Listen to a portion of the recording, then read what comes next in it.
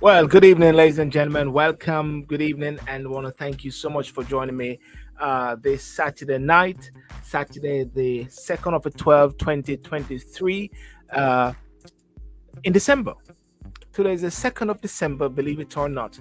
Um, it is very interesting that we're already in December. I remember when we started January, just 5 minutes ago, and now we're in December. December, the month of cheers. December, the month of Christmas. And this is a time where everyone is going to be looking to see their resolutions for next year. And have your resolutions been adhered to as well? One of my resolution all the while is that I don't make a resolution, no matter what. But hey, listen, today is Talk and Sip, and I won't touch on my drinks as yet until I bring in my guests. But as you can see, the topic which has been put out there, the topic is it's a very interesting topic, and I just let it run across the screen. And navigating regional stability. Guyana, Venezuela, and Jamaica Ministry of Peace. I just sort of touch those as the sort of stamp of tonight. If you've been following what I did last week. Last week we spoke about regional. Talk about the Middle East. Talk about Netherlands, Argentina, right wing rising, Middle East, Hamas, and Israel. What's going on there? And then right on our doorstep here, well, not on our doorstep, but in the doorstep of our homeland, because most persons here are not from Jamaica, you got Guyana and you got Venezuela in the whole aspect of oil. Oil, which is a big thing, Venezuela and Guyana have had a long-standing territorial dispute, as we have talked about, over the Essequibo region, rich in natural resources, including oil. And this dispute dates back to the 19th century, ladies and gentlemen, when Venezuela claimed a portion of Guyana's territory. And in recent years, tension between the two countries escalated when ExxonMobil discovered significant oil reserves off the coast of Guyana. Okay. Now, the International Court of Justice ruled that Venezuela must not make a move. I don't know the full aspect of it. I haven't read the ruling. And Venezuela is going to persist in having their referendum. And I think they want to actually go and claim, I'm hearing it's a massive chunk of Guyana at the same time. The next bit also is that Henry Kissinger passed away. We're going to touch on that briefly about leadership in the years ago, which was very strong, whether you like them or not. I mean, when Kissinger went to Jamaica, he called Michael Manley to come, and Michael Manley said, "Man, you come on my country, you need to come to me." And I think it was his wife Beverly Manley who said that to Michael. Said, "Don't go to the guy, let the guy come to you." But one of the things that we spoke about a lot is the fact that there is a lack of strong leadership in the world today, whereby men of past would actually go in sometime and have that influence in saying, like, to Argentina, to Guyana and Venezuela, say, "Whoa, hold it down," Hamas and Israel, hey, hold it down. Ukraine and Russia, hey, hold it down. So we're going to look on that. And I'm hoping to have Mr. Joseph Patterson from the United Independent Congress to come on the show. He's going to talk about what happened and how are they faring in the pending elections in Jamaica. a local and a general, and it could be both of them at the same time, you know. And also, we tomorrow night I'm going to have something on the Constitution, not the Constitution, but Jamaica moving away from the Privy Council and going for the Caribbean Court of Justice. But someone raised a valid point today, a very valid point, and it is: hang on a second, hang on a second. If they are moving away from having a regional, having a court of international court of justice or a privy council all the way in the UK, why have another regional one of the region? Why not just simply make a have its own international or not international final court? And that's it. And whenever there is international wranglings within the region, then the Caribbean Privy Council will come in, you know, as well. Anyway, as normal, I always like to I'm breaking up. Somebody say I'm breaking up. I'm breaking up. So I like to always bring in different persons, irrespective of their thoughts, and just to hear their views. Hence, Mr. Joseph Patterson. But I want to bring in my colleagues today, O'Neill and how are you, buddy? Am I breaking up? I heard I was breaking up earlier. You were breaking up a tad bit, depending on if you were in front of the mic or moving away from the mic. So yeah. Oh am I now? Am I clear? Am I live? You're good, but there's some stuff coming in the background. There's something in the background. Okay. On Herbert, how is Herbert? Can you hear me? You're good now. Yeah, I'm here. O'Neill, is that good now? Yep, you're good now. Yeah, I think I know the secret. I think I found out the secret now. How are you guys? How is everything anyhow? It's good. It's winter. It's winter. It's winter. The leaves are all gone. So I've done my share of raking leaves. So now you know it's true winter. Well, have you lost any weight? Huh? Say that again, Herbert. Have you lost any weight? You know that. Of course, that's the reason. That's why the reason I go out there and go pick up a rake and go rake. well, it's interesting because when I'm in the park walking, there was no. I love the leaves, and when a guy was out there one time with his big tractor driving and raking up the leaves, I stopped him and I was playing in the leaves, man. I was just enjoying the leaves out there. Did you take a picture? I got a picture. I got it. I've got it. I've got a video of me playing in the leaves. I won't do it. I don't know if I can find it, but I have a video of that. Yeah, playing in the leaves as well. But anyway, guys, what are you drinking? What are you drinking tonight?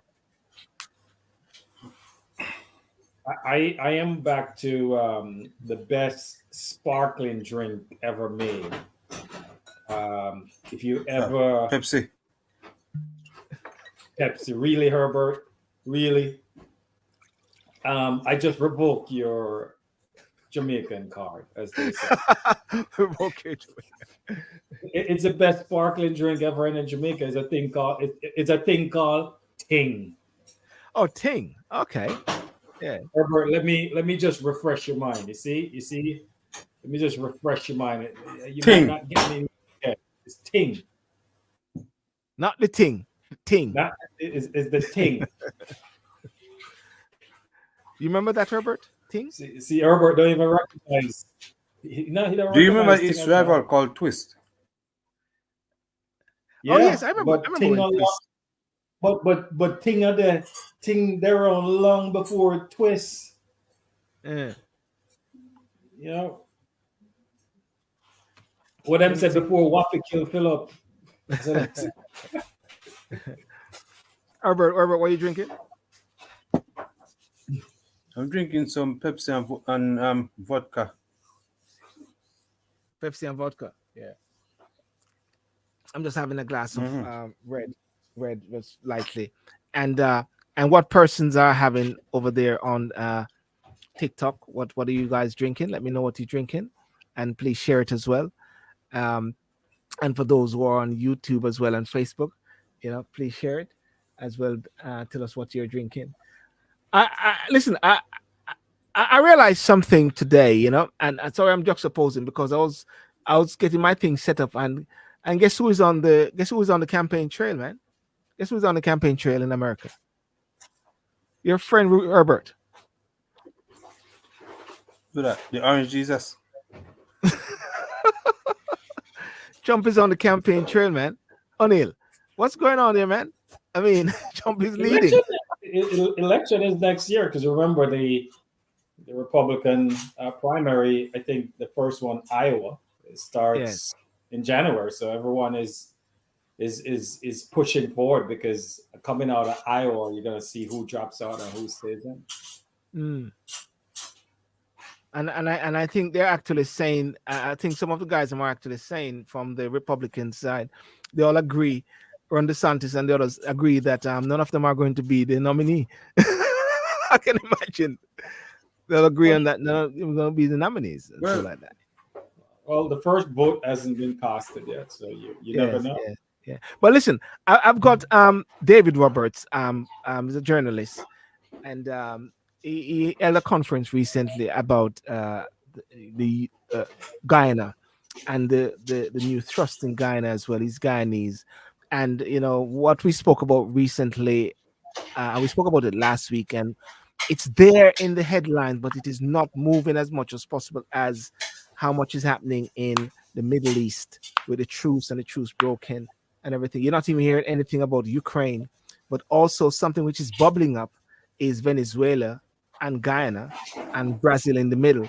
I don't know if you guys have followed any of that recently, of recent days. No, I Yes, followed it. Go ahead, Herbert. Yeah. Herbert. yeah, I've been following it,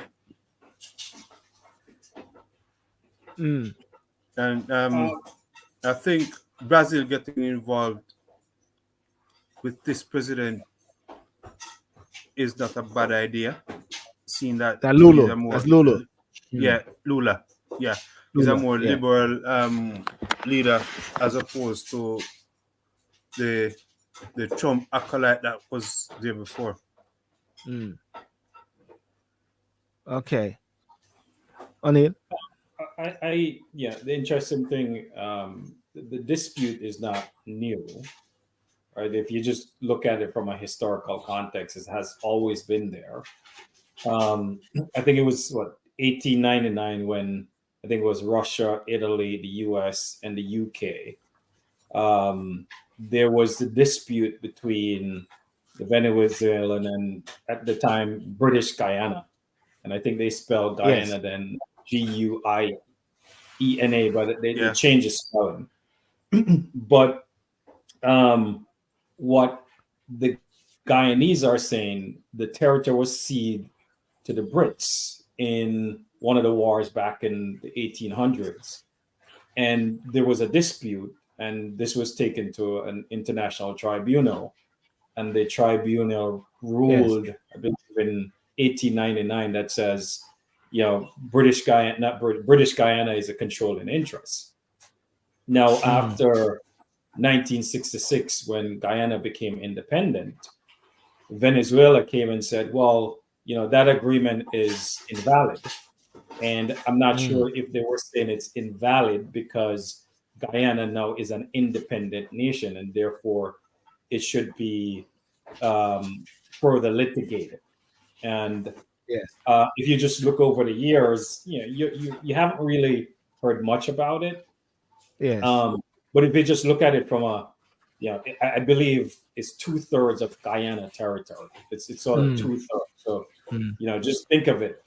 They're claiming that they want to take over 2/3, and even most of it isn't habitable. But I think it became front and center. And Hebert, you Silver, and you guys could correct me. In 2015, when ExxonMobil discovered oil, one of the largest, I think there's about 10 billion barrels.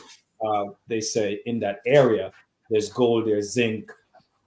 It became front and center where Venezuela is saying, hold on, right? We have a territorial dispute that was never adjudicated. Even when you just look at the ICJ, UN, everyone has ceded that the arbitration that took place back in 1800 still stands. Yes. I think one could assume the reason Venezuela is now claiming that it should be part of their countries because of the oil that was discovered Yes. by Yes. ExxonMobil. So the thing that's interesting for me is even if you just play out those historical contexts and you say, yes, the arbitration from 1899, it's a Guyanese territory. And I could be wrong. I haven't seen CARICOM come out and say, look, it's a Guyanese territory.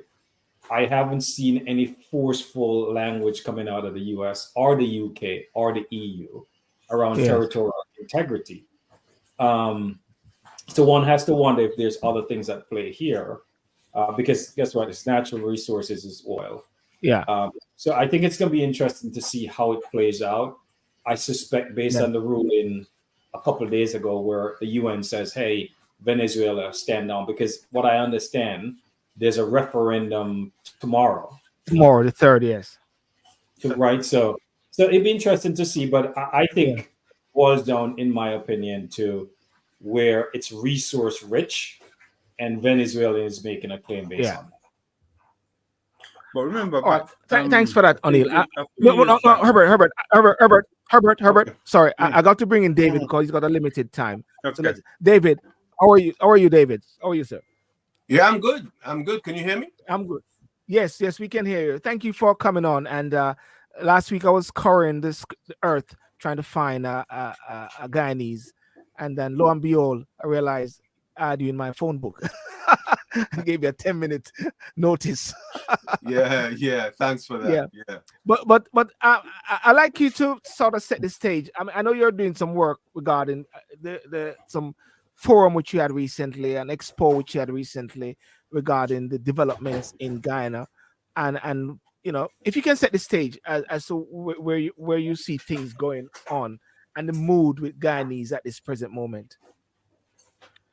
Yeah. All right. So,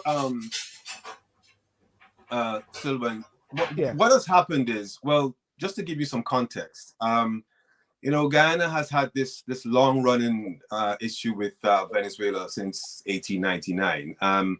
So the conference that I had last week was really focusing on getting Guyanese here in the diaspora to link with the government with a view to being part of the developmental process, particularly since they've unearthed oil somewhere around the time of 2000. 2015 is only when it actually came to the surface and ExxonMobil realized that their investment began to start paying dividends. The mood in the country at the moment is one of some concern. All right, yes, we did get word from the ICJ that they have, in essence, asked both Guyana and Venezuela not to do anything that will alter the current position of both countries diplomatically. But because of the unpredictability of Mr. Maduro himself, who is largely regarded as a despot, someone who is not allowing himself to be subject to international law, you know, it's causing some amount of disquiet among Guyanese, particularly those on the western coast. People are optimistic that because the Venezuelan ambassador to Guyana is not saying anything that would suggest that the government will actually make a move on Guyana, they feel somewhat comforted, but they don't trust him entirely because the situation is what it is. He as in Maduro, because he's so out of favor with his people, causing 7 million, imagine 7 million of his citizens had fled the country because he's unable to manage the resources of that country. And you know, Guyana's population is nothing more than 800,000. So that should give you a sense of, you know, the level of unpopularity that he has, and he has no support anywhere in the world, even Cuba, who was his long-standing supporter, they've shunned the idea that he wants to take over Guyana's land. So it's an interesting position to see where things are at the moment. I don't think many Guyanese will sleep tonight, but we hope and we pray that better judgment will come to the fore on Tuesday morning. So I want David, to go ahead, O'Neill. Yeah. a follow-up question. So And then there was Herbert. this narrative that there will be a referendum tomorrow, if I believe that's correct. That is correct. I haven't seen where they said it's not going to happen.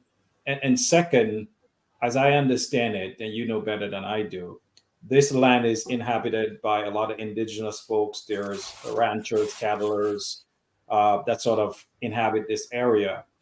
It seems there's more Guyanese in that area than Venezuelan. So what do you think is going to happen with the referendum tomorrow, or if there will be one? Well, the referendum will definitely go ahead. I mean, that is for sure, because Maduro needs that in support of his elections next year. That is the only platform that he's running on, the Guyana issue. So the referendum will happen tomorrow, Sunday. And you're quite right. Most of the people who inhabit that area that they're looking to confiscate is inhabitable and pretty much occupied by Amerindians, native Guyanese. So they themselves are in a quandary because many of them have taken to the streets protesting Maduro's intended referendum. So that in itself, poses somewhat of a problem for him, because they are aware that should the referendum give him the answer that he wants, what that would mean is people will automatically be issued with Venezuelan national ID cards. And they because they know the state of the economy of Venezuela, they're not really looking forward to that new change of status. Herbert, you're about to say something earlier. Herbert. Yeah.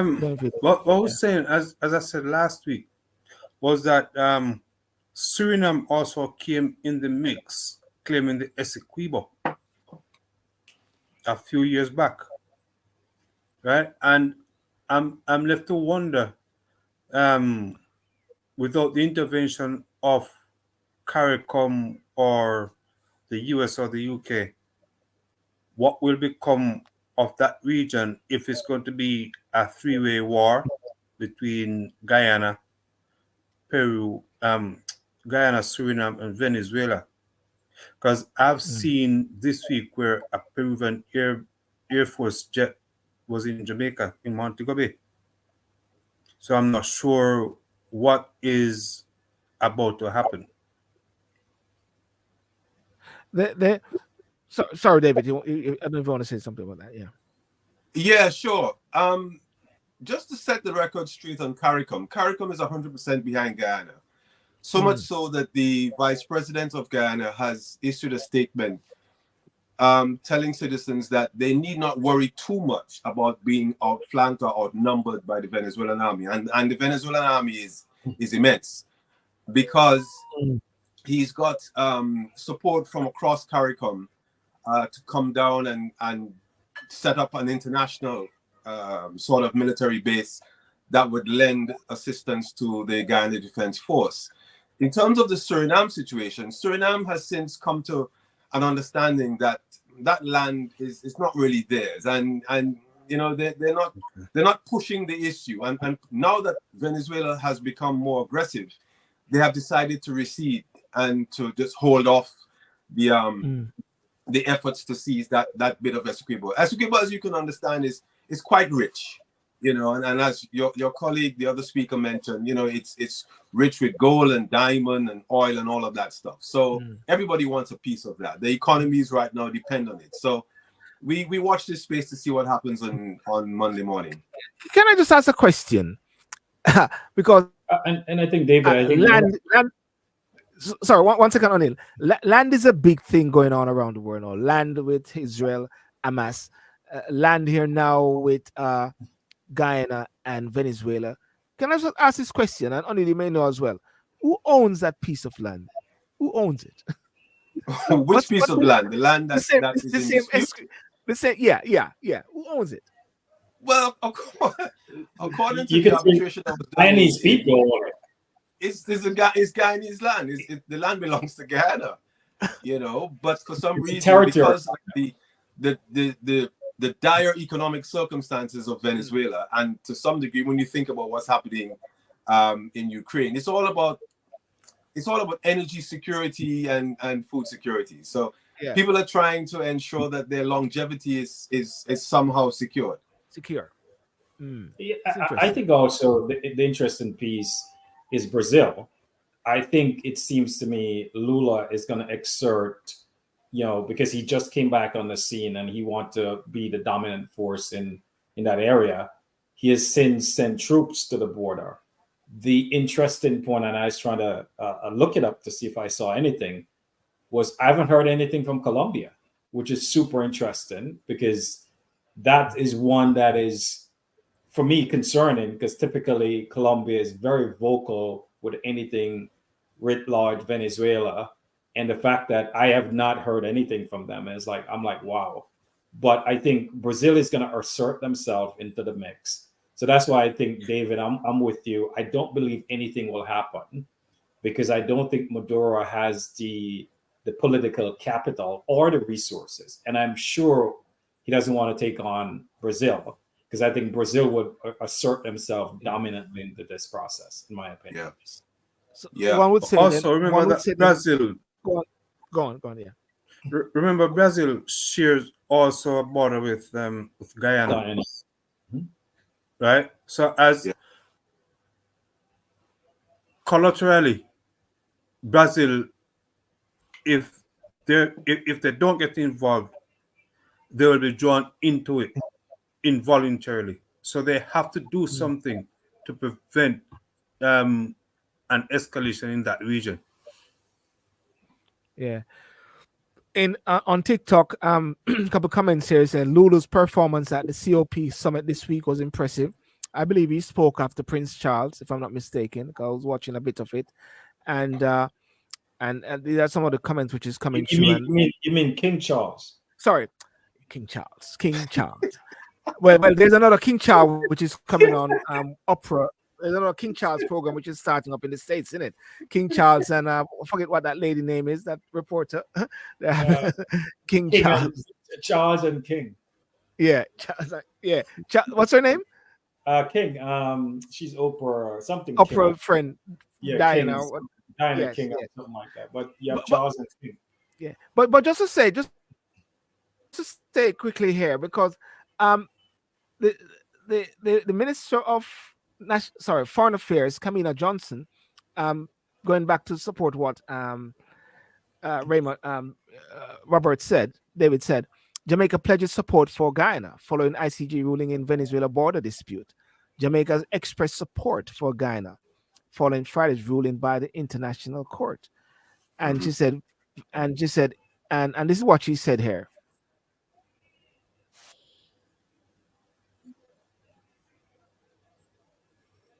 We're not hearing you. Hearing if you're not hearing it. No. Oh, you can't hear it. Okay, that's the problem. No. That's coming as speaking. The Minister of Foreign Affairs. So CARICOM has somewhat said something, but they are not biting hard. Yeah, but CARICOM is supposed to be a strong force. Yes, Robert. I think the Foreign Minister coming up after the ICJ has said something is kind of jumping on some kind of bandwagon. Because I'm certain that this issue was made known a few weeks back. And with Guyana being a member of CARICOM state should have come out earlier. They don't need to wait on the ICJ to say something before they jump on that bandwagon. Is it would you call it a bandwagon, David? Well, I think it's a question of how diplomacy works. They want the legal process to run its course. Yes. you know, and I think convention would insist that, you know, because the matter has been before the court, they wanted the court to assert its position before they actually come out. Because could you imagine if they had said, well, all right, we're all behind Guyana in unison, and then the ICJ comes and gives a contrary ruling, it would embarrass them.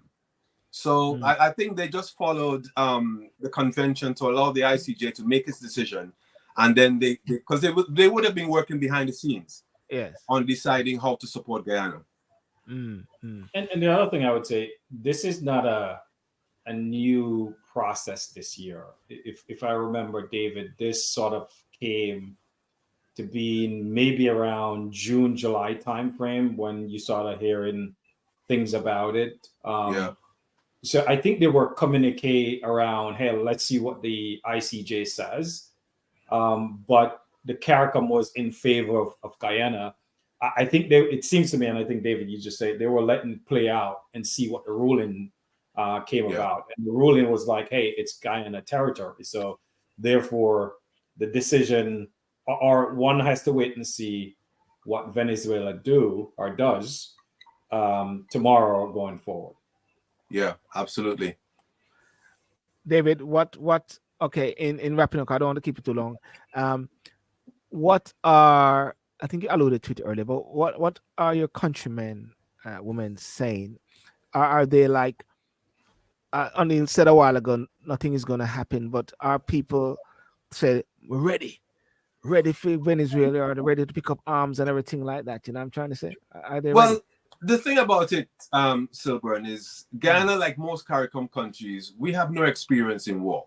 You know, we've got these armies or divisions or brigades, whatever you want to call them, of people who they've been trained for border protection, pretty much. Yes. Right? So this is a novel experience for the Caribbean, for the region. And me being an ex-officer myself with the Guyana Defense Force, we don't contemplate that we would have to use our training to kill our brothers across the border. You know, it's never been in our contemplation to want to do that. Yes. But that is why the situation is as worrisome as it is, because many Guyanese, you go through the training, as I'm sure people with the Jamaica Defense Force and others, thinking that, well, you'll do this as a job for a period of time, and then you retire to the civil service. You know, now this is happening. People are revisiting the whole idea of being in the military and thinking, well, have I made a mistake? You know, am I really able to defend this border? Is my training textbook focused? You know, can I actually apply it in the real scenario against a despotic force like Venezuela? These are the kinds of questions that I'm sure my new military colleagues are contemplating at the moment. And then, of course, by extension, you've got the civilians who have no experience of that kind of aggression toward them, having to deal with an uncertainty that nobody knows, you know, what the outcome will be on Monday morning. So it's a difficult situation. There's a lot of panic, but I think the president and his administration are doing a great job in keeping people calm through this process. But David, you know, so that's all I can say about that right now. David, I think you're leaving out a part where, you know, the Guyanese has indigenous folks called the Maroons, and the Maroons are historically, right, they sort of beat the Brits, right? So you have the Maroons. There are Maroons in Guyana, so you know they have a history. Yeah, like the Maroons in Jamaica, you know, they created history everywhere they go. So exactly. They know these territory better than anybody else. So it'll be interesting. Yeah. Well, David, I want to thank you so much. Your magazine is CaribDirect.com, yes. CaribDirect.com, ladies and gentlemen. So sorry there, Silver. So David, where are you? Are you in the UK or the US? I'm in the UK. I'm in London. Okay. Everybody there in England, O'Neill. Only you, because David is here. I'm here. Herbert is here. You're a struggler over there in the USA.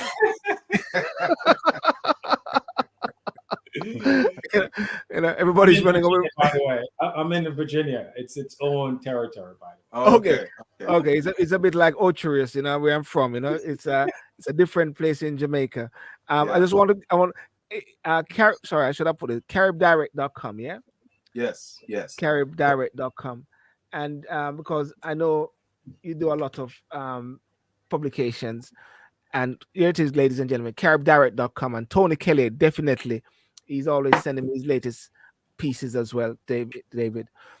So listen, big up the Guyanese as well, and tell them say Jamaica is ready to come and to support them all the way. Right, guys? What do you say? Thank We you. ready? We were ready. We're ready. We were ready. Thank you. You're ready? You're ready, Herbert? Herbert was a military man as well. Ready, Herbert? Me? Yeah. Yeah, man. You ready? Fantastic. Honey, Yeah. you ready? Yeah, man. I was just. What's the soca song? We're ready. We're ready. There's a soca song that you can sing. Yeah. Ready? Yeah. Not dollar. We go forward and go backward. No. We're ready. No. Well, We're ready in for final- the road. All right. That's right.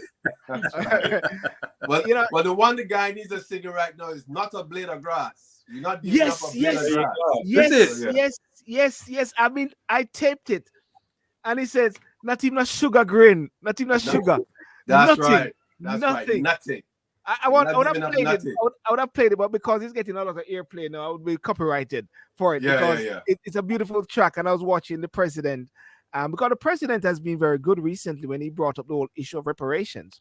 He flagged that up again, and lots of people are using it and say, champion. He's a young chap, isn't he? How old is he? In his 30s or in his 40s? He's got to be in his 40s. Yes. Yeah. Dr. Mohammed Fanali. Dr. Mohammed Family. Yeah.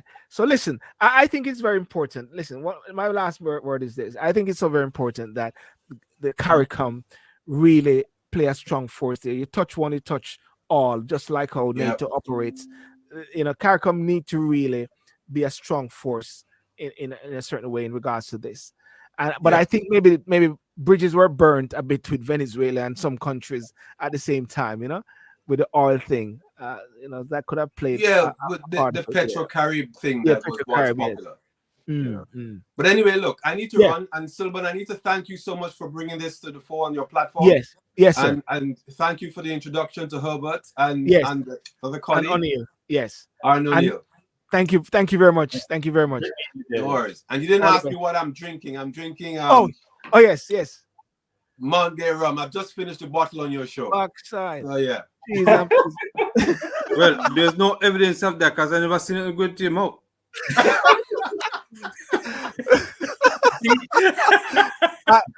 I have to trust my guest. All right, guys. See you later. Bye. Well, ladies and gentlemen, make sure you tune in to caribdirect.com, where you can actually get some really interesting articles on David Roberts' side from Guyana, but residing in the UK and playing a fundamental part. I just want to big up Dee as well, because Dee does a lot of work with the show here, and she did a powerful she's doing something. Where is it? There it is. Best in authentic. Let me take off this. Where is the thing there? Sorry, I did this wrongly. I'm trying to get off the Carib Direct branding of the thing, and I don't know how to do it. Brain just got froze a while ago. There it is. You put it on. Huh? we put it on, But so here it is. The best in authentic fashion. That is something they're powerful that Dee's doing. People need to get some of that as well and go online, and you can get it by contacting the Desire Fashion www.desire.com. And so I think the one thing, Silburn, as we're having the conversation that is that needs to happen. There's been talk for years. There needs to be a very strong CARICOM, And I think you have to reimagine in terms of regional stability, regional security, right? Because this will not be the last, right? There will be territorial disputes, etc. And I think somehow CARICOM has to figure out how to strengthen, right, CARICOM, because they've been talking about it for years. They've taken steps. When you had, I think, was it Manley, Patterson? They were big on CARICOM. Yes. So I think this just tells you CARICOM needs to get its act together in terms of regional stability, regional trade, movement of people, etc. So I think these are issues that just tells us that CARICOM need to ensure that they have a bigger voice at the table, because if you just recall historically, Jamaica, CARICOM, the Caribbean didn't wait for anybody else. You look at, for example, apartheid. The Caribbean was the first region to come out against the apartheid. So I think we should take that leadership, and we shouldn't be afraid to take positions around the world, right, and wade in. So I think this just further that CARICOM needs to strengthen in service of the region. Yes. Well, welcome to Blogging God. I'm sure the Gully and the Gaza will be sorting out the whole issue regarding Guyana and Venezuela, right, Lester? The Gaza will go there. I thought we had a priest on the shore. I thought we had a priest. Come pray for us. I said a big chain with the cross. Mr. The man come pray for us now. But you see them in the same sit back. I know. The man come to preach peace. Yeah. I made the point to that ministry also. Oh, Minister of Peace. Oh, Minister of Peace. I made the point to that. So, is it Ministry of Peace or Ministry of Pieces? Which one? I mean, we have nicknames for everything in us. I think it's Ministry of Peace. I think it's Ministry of Pieces. Yeah. Well, we're not touching Minister of Pieces yet. I just want to, Lester, welcome. What's your take on Guyana before you go into pieces? and what the recent ruling? And, I have to agree with O'Neill. We need to hear CARICOM. And CARICOM needs to step up more on matters with Haiti and matters with Guyana. We can't speak one side of our mouth and say we want to collaborate with effort. We want one Caribbean, we want free trade, free travel. But when important matters of national security or regional security come about, then we just stay silent, And the thing is that we all know that sometimes when the geopolitics kick in, it's difficult sometimes for other nations to say certain things because you may offend a trading partner who may take really offense to it, and so you want a balance, especially it's between two friends, or three friends. So sometimes it's like you are the friend in the middle that don't want to be in the middle. yes. And there's a lot of issues like that come up where sometimes Jamaica have to take a side or be silent because of the treaties that we sign or with trade agreement and stuff like that, and aid and the business that we do with other nations. So it's a very tricky thing. But Guyana has a right to defend themselves, and it does add that Venezuela want moving on the territory now that that there's oil. There's always been natural resources in abundance in Guyana. As Oni said earlier, just where it was, it's kind of difficult to mine where it is. But we all know oil is the black gold. Yes. So Well, yeah. Well, ladies and gentlemen, I want to thank you for joining those on TikTok, and please like and share as well. And the interesting point, Graham has been mentioning many things over here. He said, but CARICOM need to tread a fine line between the US and China. Is that a point there? The going back to CARICOM. Wait. Going back to CARICOM again, in the recent issue regarding the resolution, which was at the UN, where Jamaica is being criticized, well, by Jamaicans, saying that the government missed voting, and so there's a miss there, and even this one is alluding that there's some missed or some missed opportunities.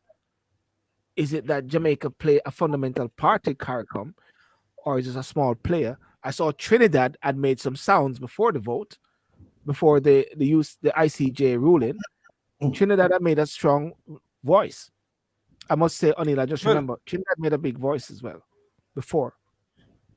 well, remember, in terms of regional power, I think Jamaica carries a more powerful voice, right?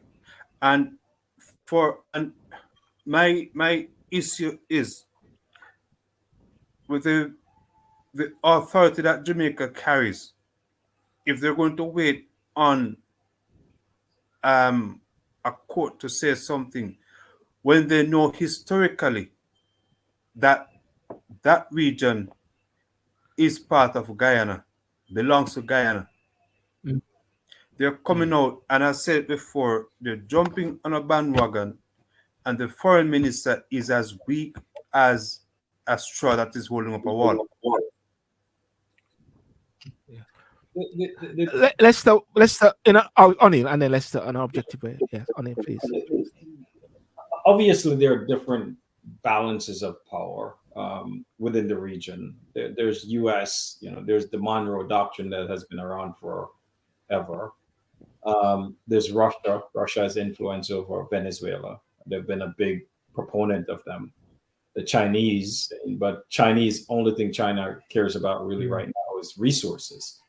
And then you have CARICOM, right? So, I'm with Herbert in a sense that we have to stick to our values. And historically, we know there was a tribunal that ruled that this land was Guyanese land, right? Why do we have to wait for the ICJ to make a ruling? Were we hoping that, or were we thinking that the ICJ could make a ruling 50-50, right? And therefore we are unwilling to come out and forcefully make our sort of point of views heard? Or was someone telling us to hold off? Right? I don't know those answers, but it seems to me, and I think Lester, you were saying that when it comes to CARICOM, Jamaica is one of the most dominant member of CARICOM, right? If not the leader of CARICOM, and people would disagree with me in that, but over the years they've been the strongest proponent. So it seems to me that I should have seen, just like back in the day, you see Manley in the UN talking about apartheid in Ethiopia, in South Africa. Why wasn't a speech given in the UN about the rights of the Guyanese people for this, right? And use that as a push to say that matter was already settled, right? So it's funny to me that we waited until after a court ruled to make a statement. Yes. Playing safe. Let's start. What would you say in regards to that point? No, it goes back to a different type of leadership styles, but it also depends on the relationship that you have. I mean, Yeah. in the 70s, we can't really compare the 70s to now. It's a whole different type of it's a whole different era. And what Michael Manley was fighting for was a way bigger cause, and it was pertinent at the time, and it was even bold, I would say, that he was doing that. He was leading the charge against apartheid um, and anything that the G8 countries were doing to oppose weaker countries or smaller states. So he was a forerunner in that, a very bold and vocal about it. The thing is that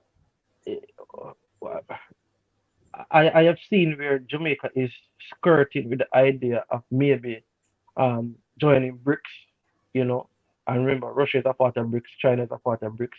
So I think that we are, as I said earlier, the friend in the middle that don't want to be in the middle, We don't know some of the intricacies behind the scene. So we are just basically speculating about what we see in the media or what we know of the history.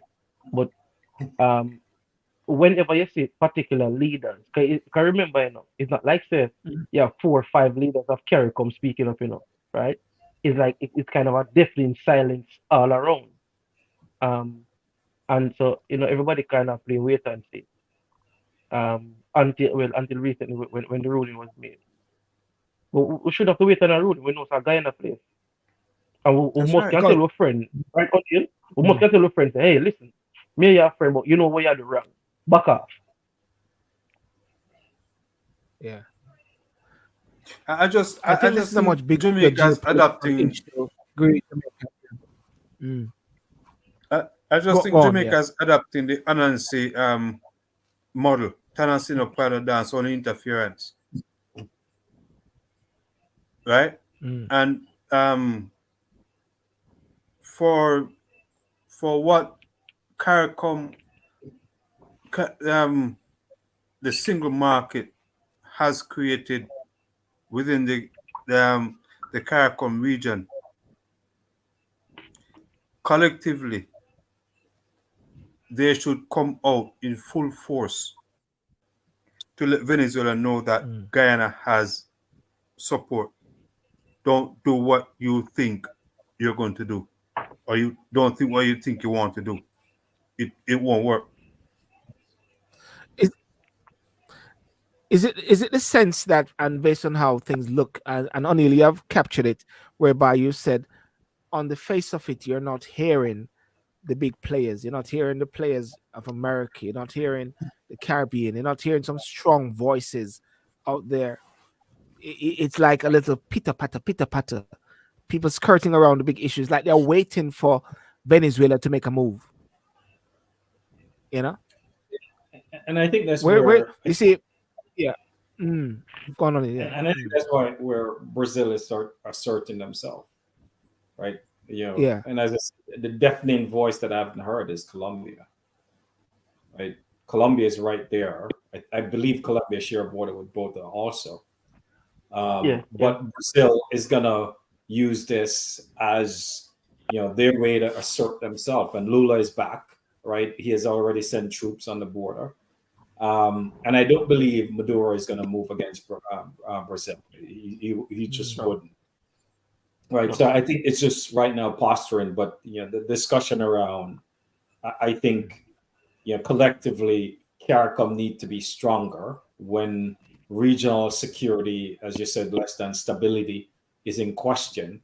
You have to assert yourself. And if we, meaning the Jamaican people, say, hey, or the Jamaican leadership is saying that we're one of the biggest voices of CARICOM, then someone should have gone to the podium. I think Lester, you said it, or Herbert, is that, hey, yeah, Venezuela, we're friends, but guess what? Right? It's the courts have already ruled that it's Guyanese territory, so back off, right? So it's something that we've seen is a similar thing in Haiti, right? Yeah. You hear the prime minister will bring up Haiti now and then, but nothing has been done for Haiti for almost a year, right? The prime minister have said he have talked with leaders about it, but nothing has actually been done in Haiti, and Haiti continue to be a failed state, right? So the question becomes, does it mean that CARICOM has no power? Right? There's 18, 20 million people that makes up CARICOM, but right, we don't have regional stability. We have Haiti in our backyard. Now we have this territorial grievances between Venezuela.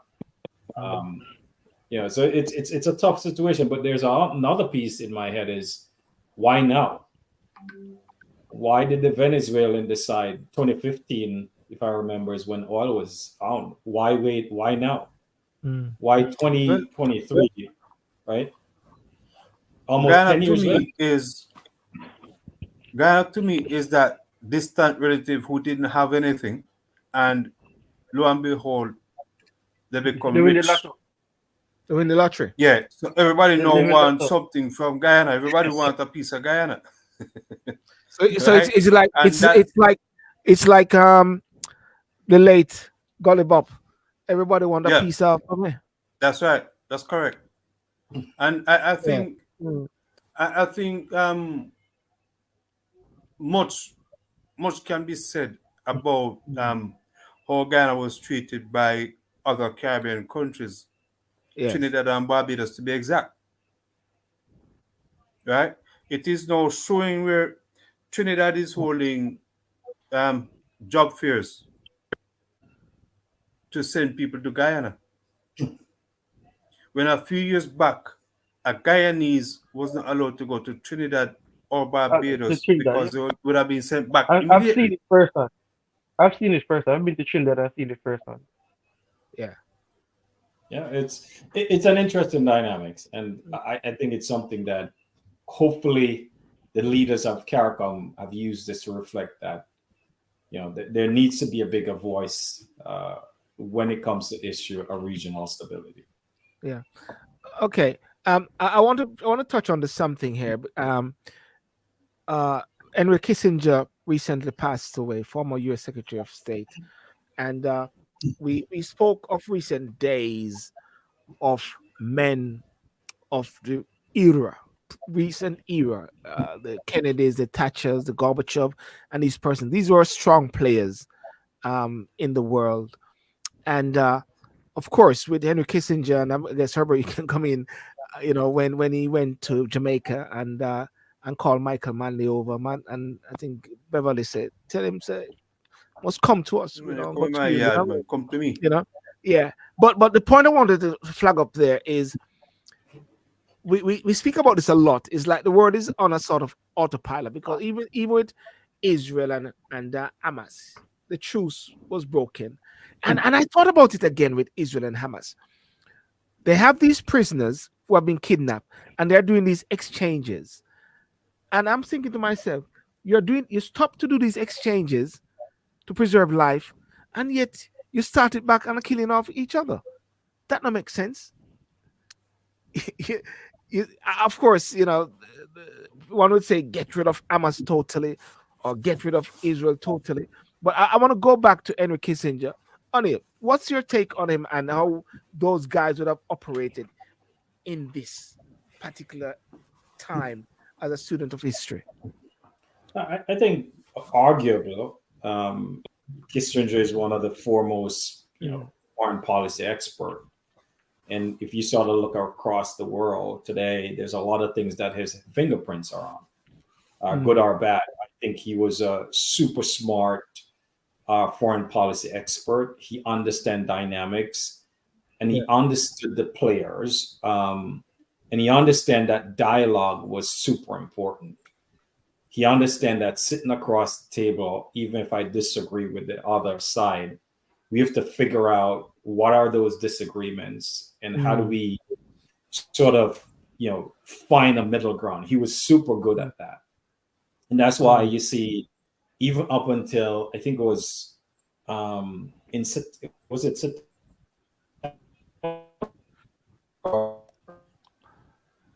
Anil, can you hear me? Or Anil, let's say, can you hear me? You can hear? I can hear you. On your freeze up. I think Anil frozen. Yeah. Pick Yeah, up until flow him Anil up. come back. Until Anil come back. I think Herbert. yeah. Was it me? Everything was spinning. Okay, all right, yeah, because you said some words and maybe they catch on you. Carry on, The Anil. Matrix. The Matrix. No, so I said, arguable when you just look at him. I think he was meeting with the premier this year, and he met with Zelensky. He opened up, Russia back in the Cold War, and arguably the door of him and Robert McNamara is two of the most powerful foreign policy minds that we have seen in our generation. You obviously hear people talk about Churchill, right? And I think he'll live in history similar to Churchill. And I think, the mutual assured destruction that McNamara sort of put forth, the dialogue, people talk about that red phone between Russia and the US. back in the day when we still do, we have a nuclear weapon pointed against each other. And I think what he will be remembered for, a lot of things, but the fact that he was willing to speak to both sides, to understand each leaders and what is it that they're trying to do. And that's why I think he was so effective. And I think one of the other thing, and I think maybe Lester or you said it, Herbert, is that he was not willing to. He was willing to travel everywhere and anywhere. Right? When was the last time you see like, for example, a Secretary of State travel to any one of the Caribbean countries? Right? This was a guy that made sure that he understand the culture, the people, and he was willing to go interact on their soil, not just say, "Hey, come to the U.S." So I think he'll be remembered for being one of the architect of a lot of our foreign policies across almost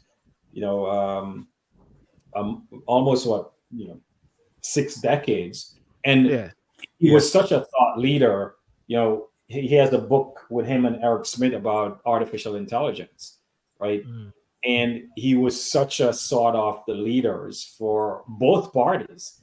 And that's the other thing that was super, rare in this town, is that he had the respect of both political parties. And that sort of sometimes is a rarity in our politics today.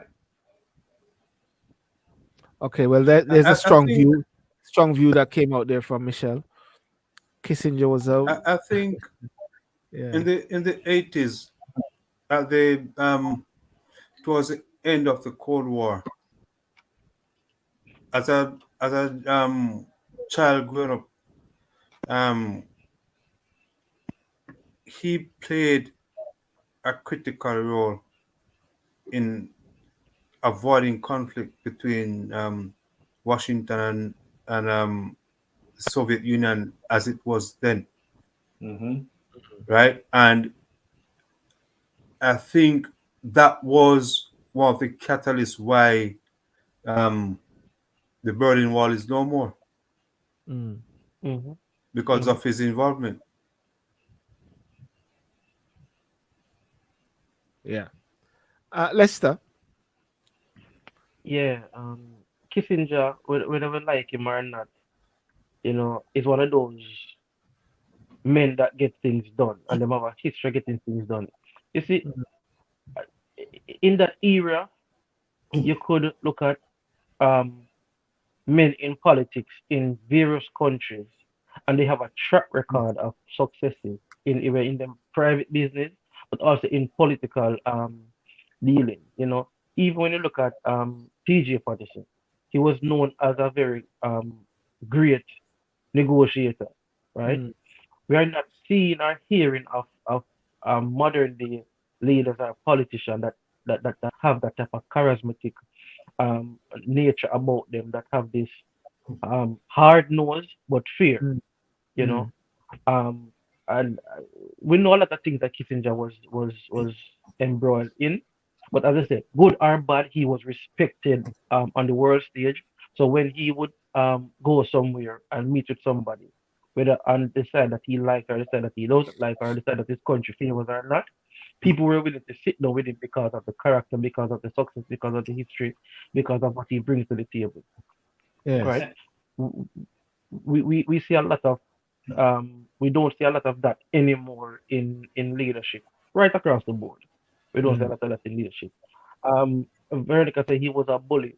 Well, when you have the biggest army behind you, you tend to can flex your muscles a little bit more, So because if whatever tools you have, you're gonna use the tools that you have to the best of your ability. So if you meet with persons that say, listen, this is what we want out of this situation, right? We don't want to go full on scale war. We will bring the might of the United States against you, right? Yes. So just back off or sign the deal or do this away.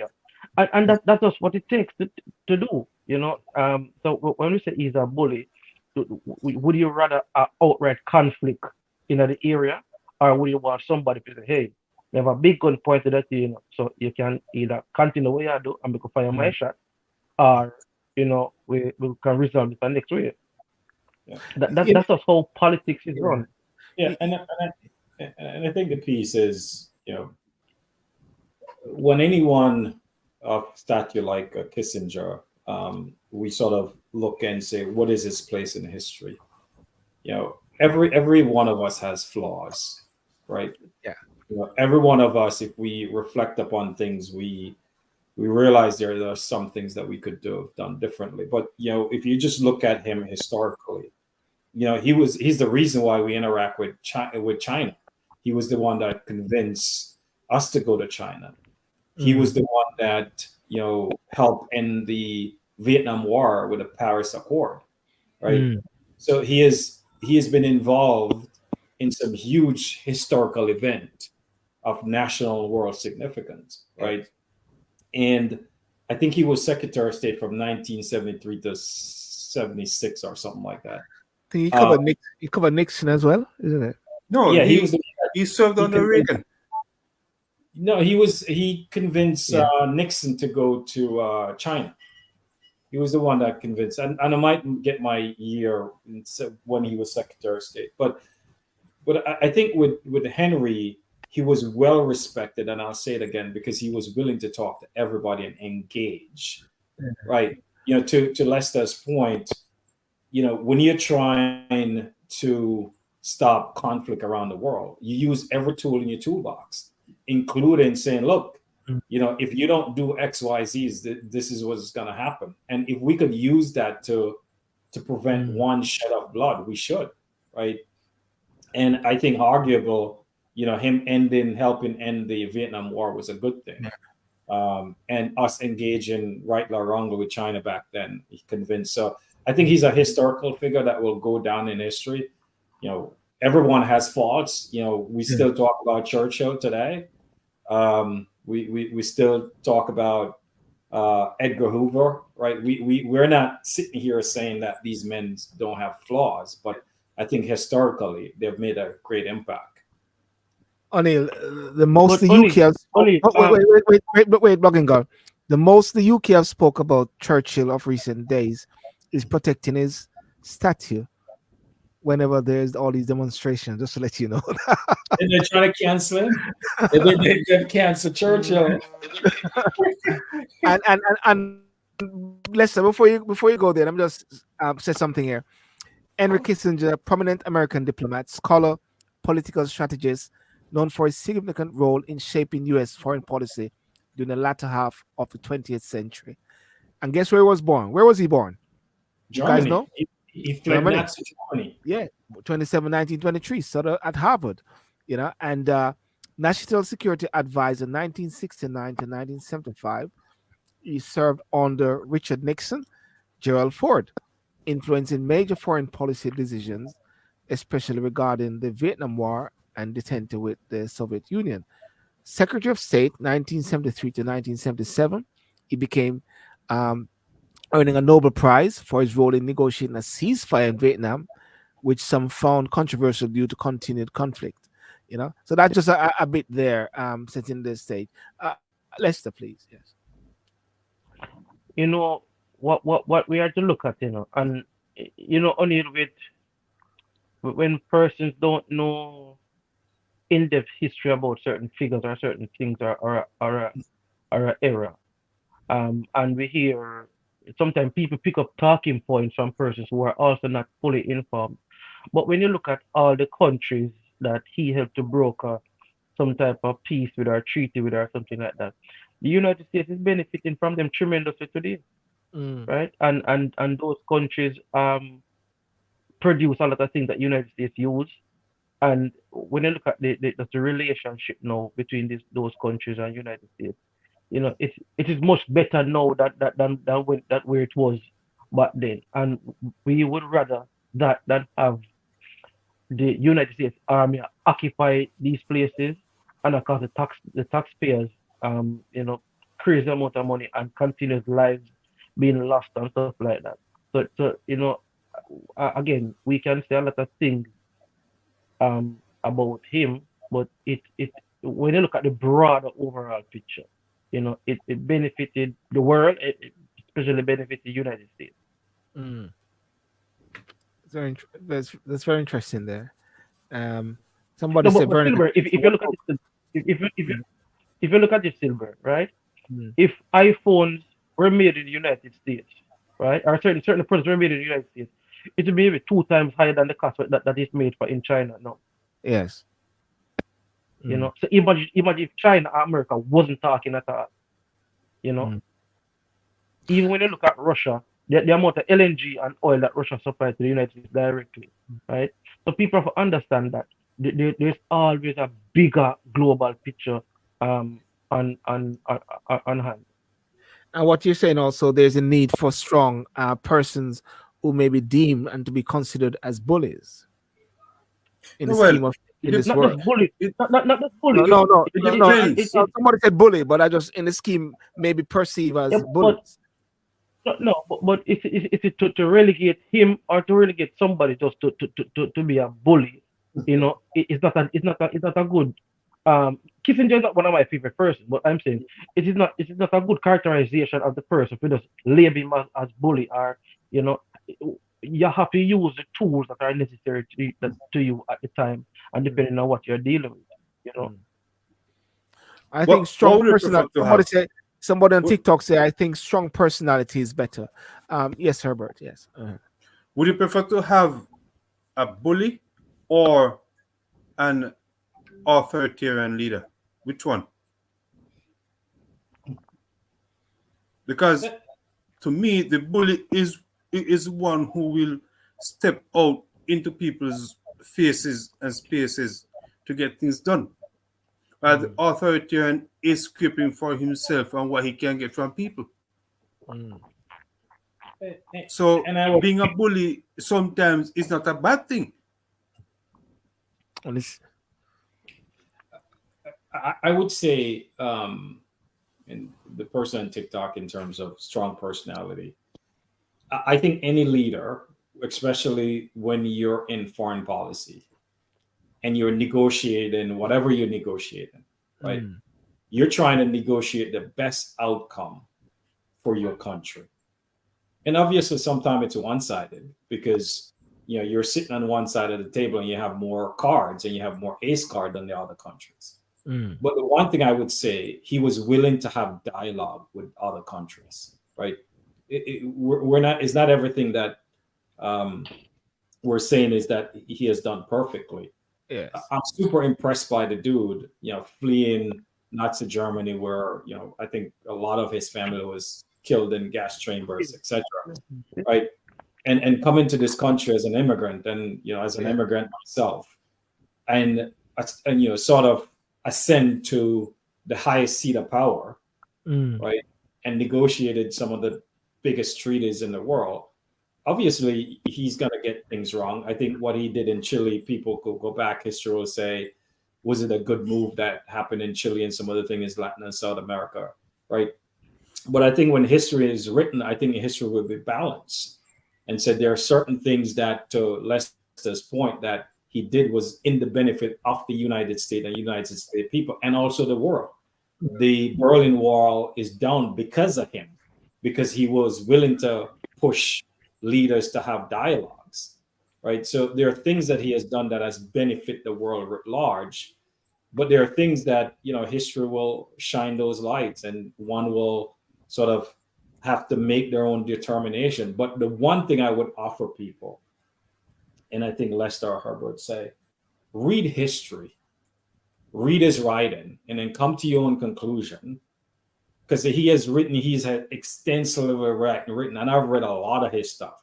mm, And it's an amazing book of knowledge, and then make your own conclusion Make of a what judgment. are you think, your judgment of what you think his impact, because I certainly have learned a lot. His negotiating skill, some of the best, mm, some of the mm. best you could ever see. So I think But sometimes you just have to be careful in how we make judgment both based on what we hear other people say about someone.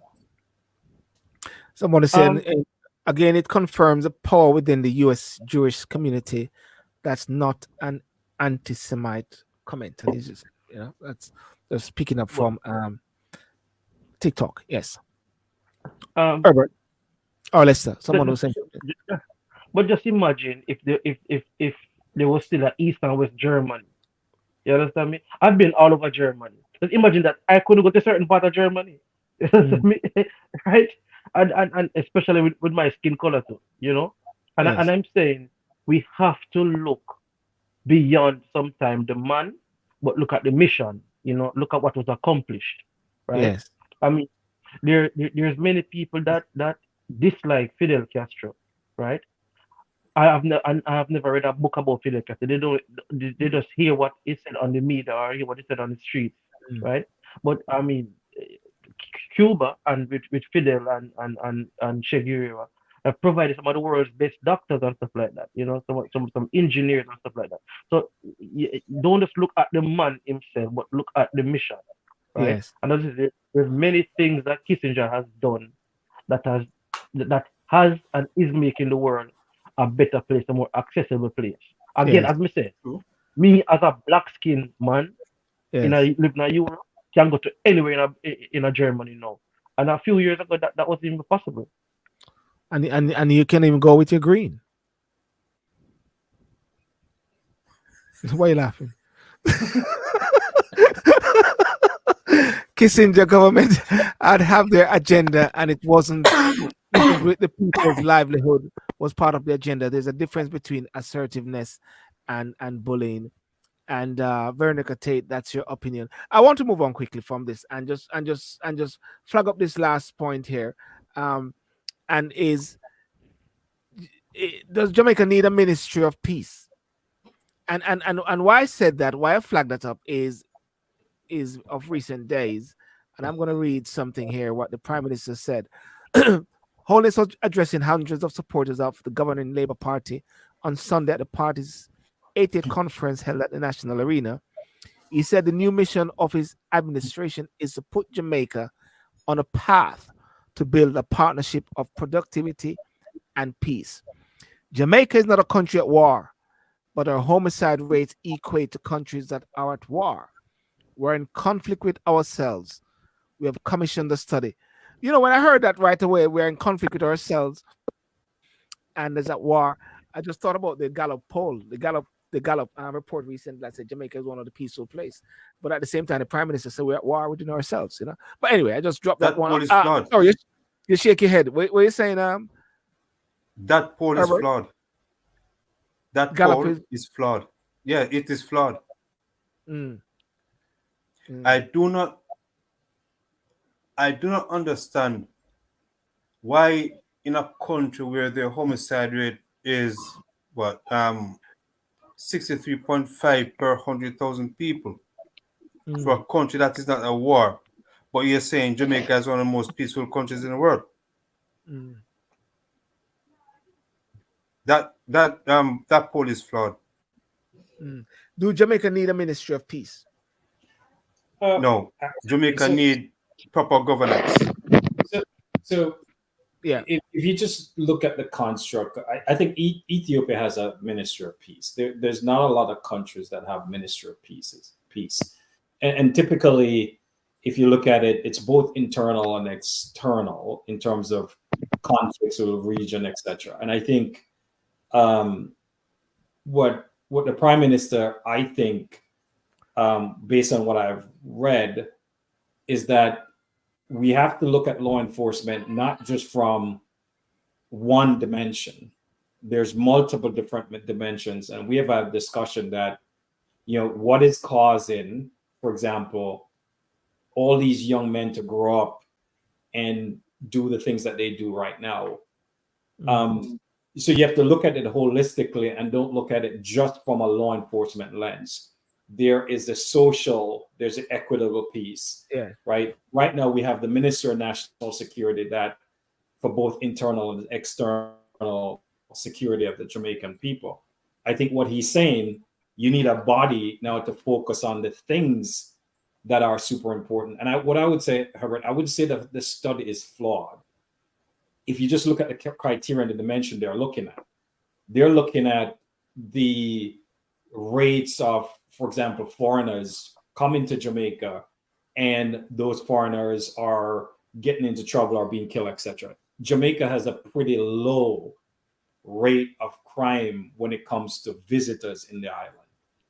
Now, if you just That zoom in on the statistics itself, you realize there's certain types of crime that actually has declined in Jamaica. What you've Mm. seen that have shot up huge is the domestic type crimes. They've become horrific. I'll Yes. tell you, for example, in my community where I'm from, I think it was 3 weeks ago where a a gentleman was seeing this other lady, went to the house, the lady father, and the Yeah. father just simply say, "You can't live at my house," and he chopped up the man, killed him, just because he Wow. couldn't live at the house. So you're seeing a much more higher level of those type of crimes. So I think what the prime minister might be saying, look, we got to look at the mental part of it, the mental health piece. Mm. We have to look at how we build trust within the community. We have to look at the social aspect of it. Why is it that we don't have upward mobility? How do we provide resources for these young men that are picking up the guns, right? So I think the concept is, to me, makes sense. Is how you Mm. execute it, right? And I think a lot of times we like to shoot down things that whoever put up, but I think we probably want to get into a habit of saying, okay, how can we help, right? How can we ensure that if they want to put a minister of peace, this is going to serve the people and help reduce the type of crimes around domestic things that have exploded in more ways than we have seen, right? In Mandeville 3 weeks ago, a policeman um, just shot his girlfriend in the head, right? Mm. Right. So these are crimes that we're seeing more and more. And whether the construct is there, it seems to make sense if you want to look at crime from a holistic perspective. So you have the resources.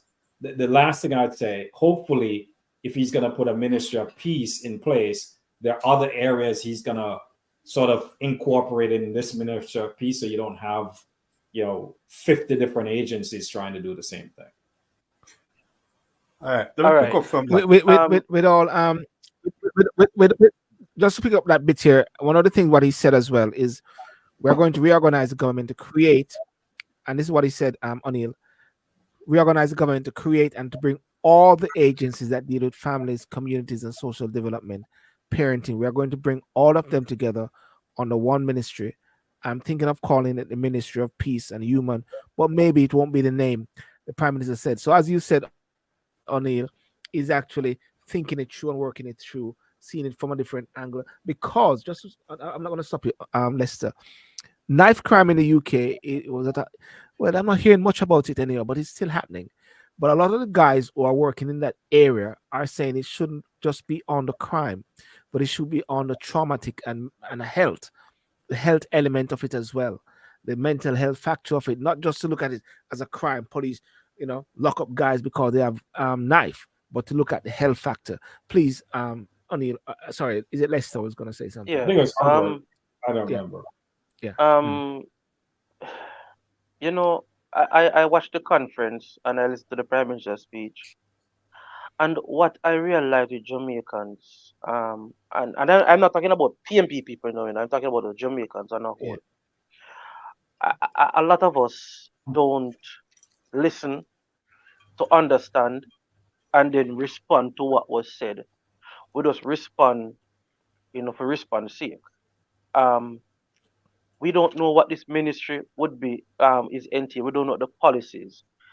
He said that he's thinking about doing it, and he was very limited in what he said about the ministry, right? And from that limited information that he's given, people are shooting down something that has not been implemented. Mm, I see many persons who seemingly have some level of education on TikTok or on Instagram trying to make pointers of why a ministry of peace um, would not work. mm, As O'Neill said, rightly so, right?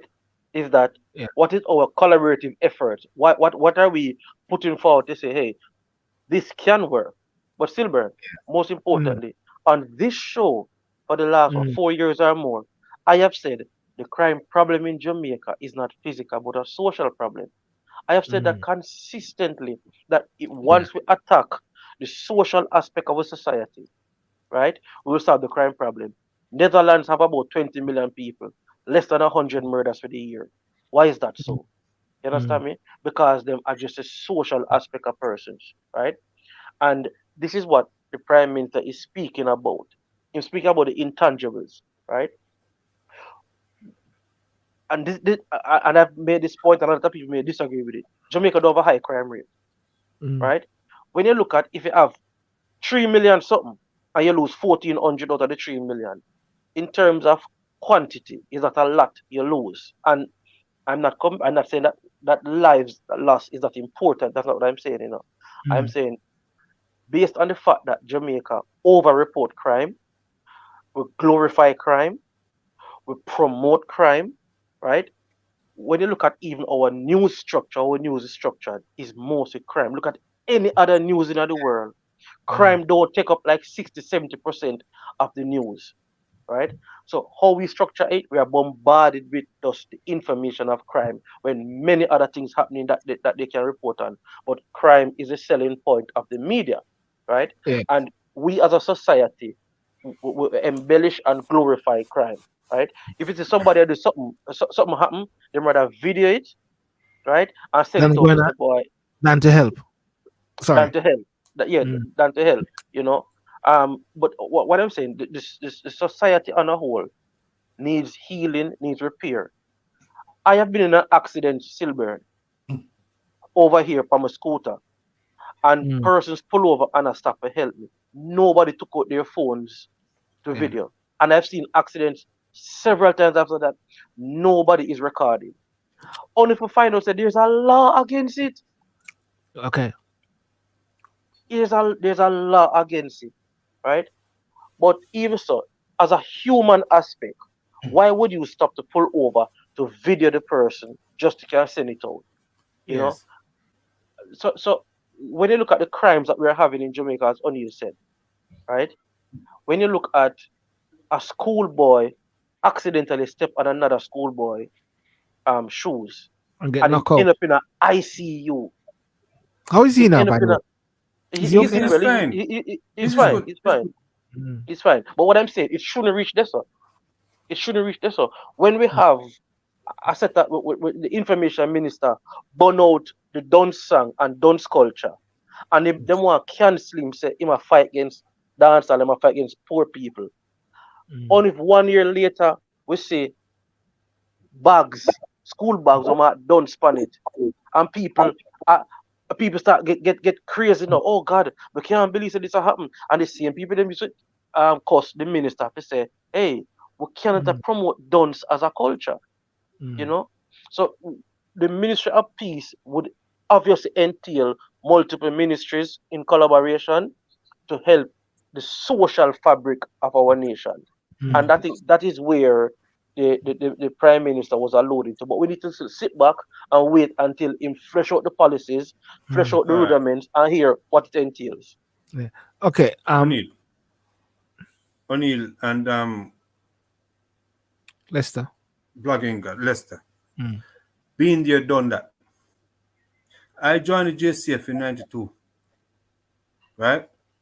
Within that time, there was a peace management initiative, the conflict resolution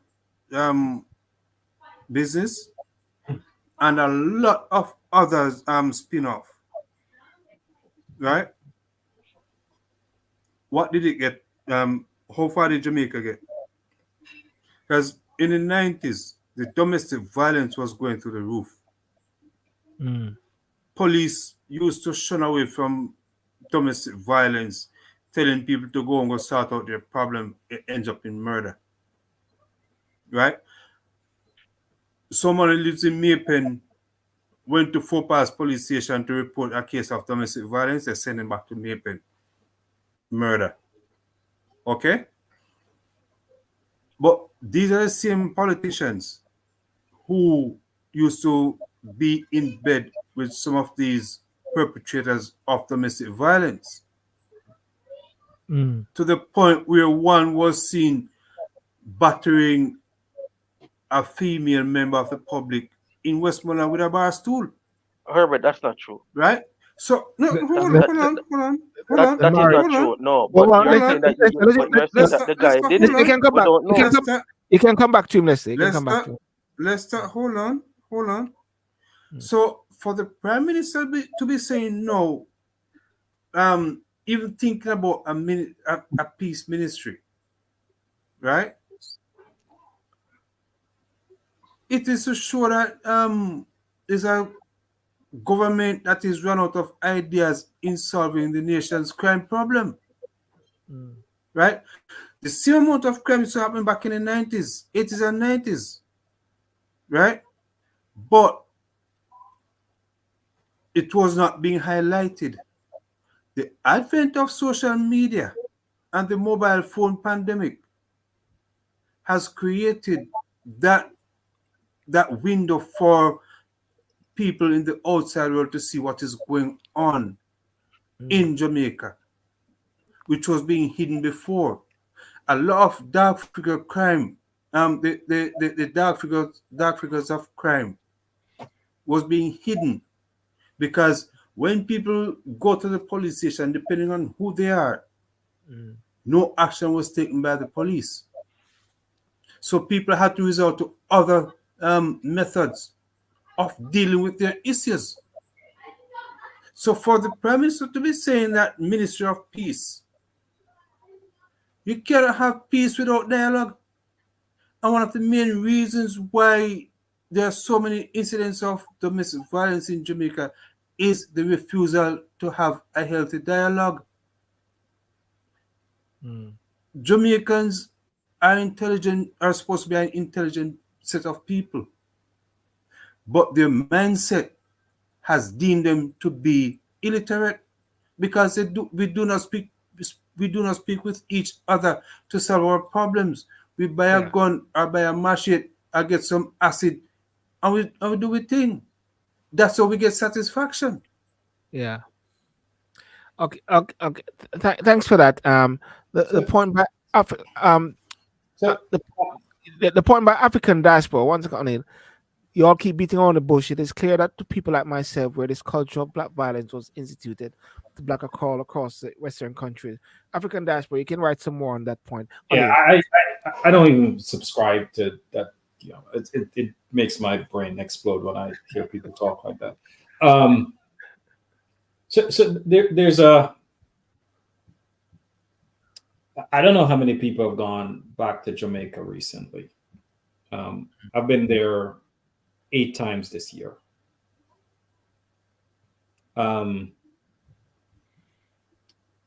And somehow I think I get the sense there's a lot of people that is wanting Jamaica to fail and don't see the positiveness in the things that are happening in Jamaica. Mm. And if you go back to Jamaica, if you've not gone back in 15 years, you'll see a different Jamaica. 5. There's a lot of things here that are sort of intertwined. Jamaica fiscal house is getting in order, right? And I'm not saying this because I'm red or blue or green. I'm just speaking the facts.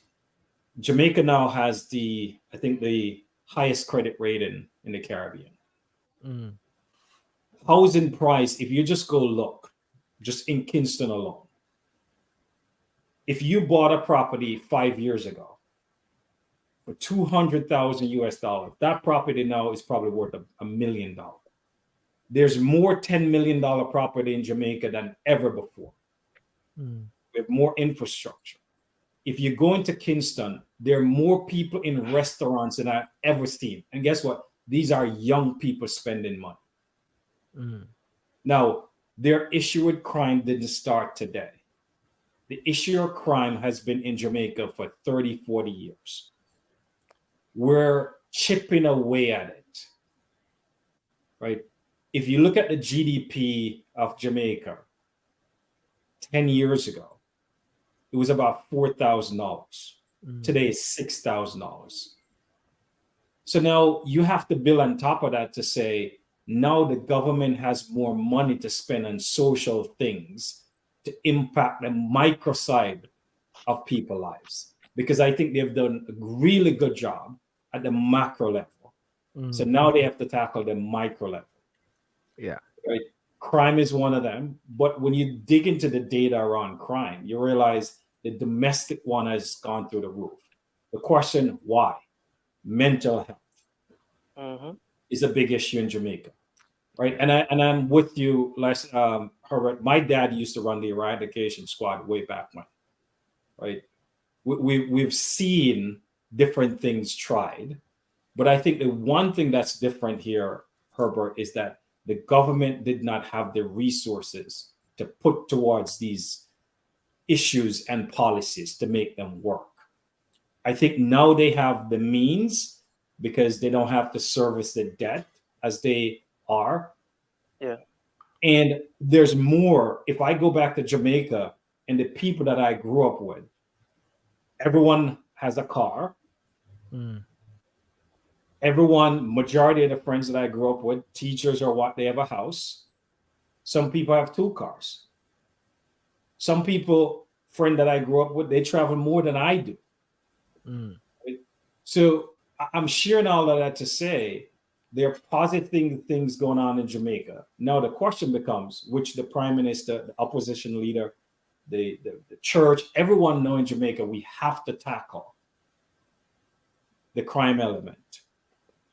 He's saying, hey, Minister of Peace, I'm throwing out an idea, right? Mm.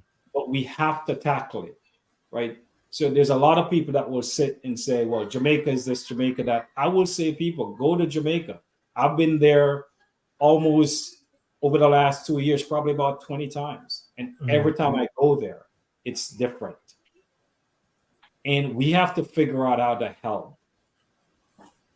History, yes, we all could sit here and say, yeah, Hebert, a lot of things hasn't worked. But, as in Jamaica in October, and I've never seen so many Porsches in Jamaica than I've ever seen before, right? I've never seen young people in Jamaica that I've talked to so positive about the direction of Jamaica. Yes, they do talk about the issue of crime, right? And I think that's why they're trying to tackle it, right? There's no magic bullet because this has been a cancer for years, and we have to figure out how to fix it. Sorry, Onion. So what you're actually saying right now is that there's the process is happening for a breakthrough, and what Mark Golding said is that the proposed Ministry of Peace and Human Development as overdue. He said he cautioned the move, but what he said clearly is that he's not going to object to it. He said just a reorganization of existing departments. One of the things that I said, and I wrote a letter of the day. I mentioned it a lot of times. Many years ago, when PJ was the prime minister and Peter Phillips was the minister of national security, I think he got letter of the day. The title was "Bankruptcy of the Wills Fuel Crime." What you said, O'Neill, there is that while the will was there to a certain extent, they never had the means. They never have the And now, resources. but now we're having a situation now where we have the means. But is it the will lacking, or the will and the means are coming together now? Lester, and then Herbert. Um, yes. You see, personally, when I have tried to engage state I have tried to engage state resources before regarding one of my um children, and Miss Poyes, Miss Little, she worked at one of the agencies when she was alive, and she pointed to her desk the amount of cases she have, right? And she's a Yes. social worker, Mm. and she said, "Listen, I'm to visit these people, and they have not approved the gas money to move around." And she said there are so many simple things that they want to do that they just don't have the resources, right? So to set up an agency or a task force is easy. You just put some people together, you know. But to fully have a full staff, a full meaningful staff, to have psychologists there, to have doctors there, to have, clinicians, to have the right space even, right? Yes. What we are seeing now is because the government have more money. And again, we're not talking about labor, we're talking about the government of Jamaica. We have Right. seen where even the local government minister is building all these spaces for persons with mental health issues where they can house them properly and take them off of the street. Many of them don't wish to go to the Bellevue because some of them is not crazy, but them homeless. So we are seeing where Jamaica is expanding that now. Um, what we have, what we are having when you look at the fabric of the society, the infrastructure, we are pumping more resources into areas that need these resources, right? Mm. But also we have to be careful when you see we're influencers, and when we just tear down something and say, well, it can't work. I rather the Prime Minister of Jamaica put an initiative and put some money behind it and put some well thinking people behind it and Mm. resources behind it no than not at all. That we say, oh, for the last 20, 25 years, all these other um task forces or other initiatives failed, Mm. right? That doesn't mean so we're not supposed to keep trying. So I understand Herbert's concern and view of history. What we're talking about now, right? Let us Yeah, work with yeah, what yeah, Lester. Yeah. is But happening keep now. kicking. No, no. When but I'm saying right now we have more than ever before, Herbert, in your lifetime, and even 'cause I'm 45, right? So I'm used to a world without social media. We have never been so engaged to politicians than we are now. So Mm. politicians can have a direct feed of how we feel, right? Politicians can hear what they are not doing and what they should be doing. And that Mm. is why we see governments around the world are more responsive.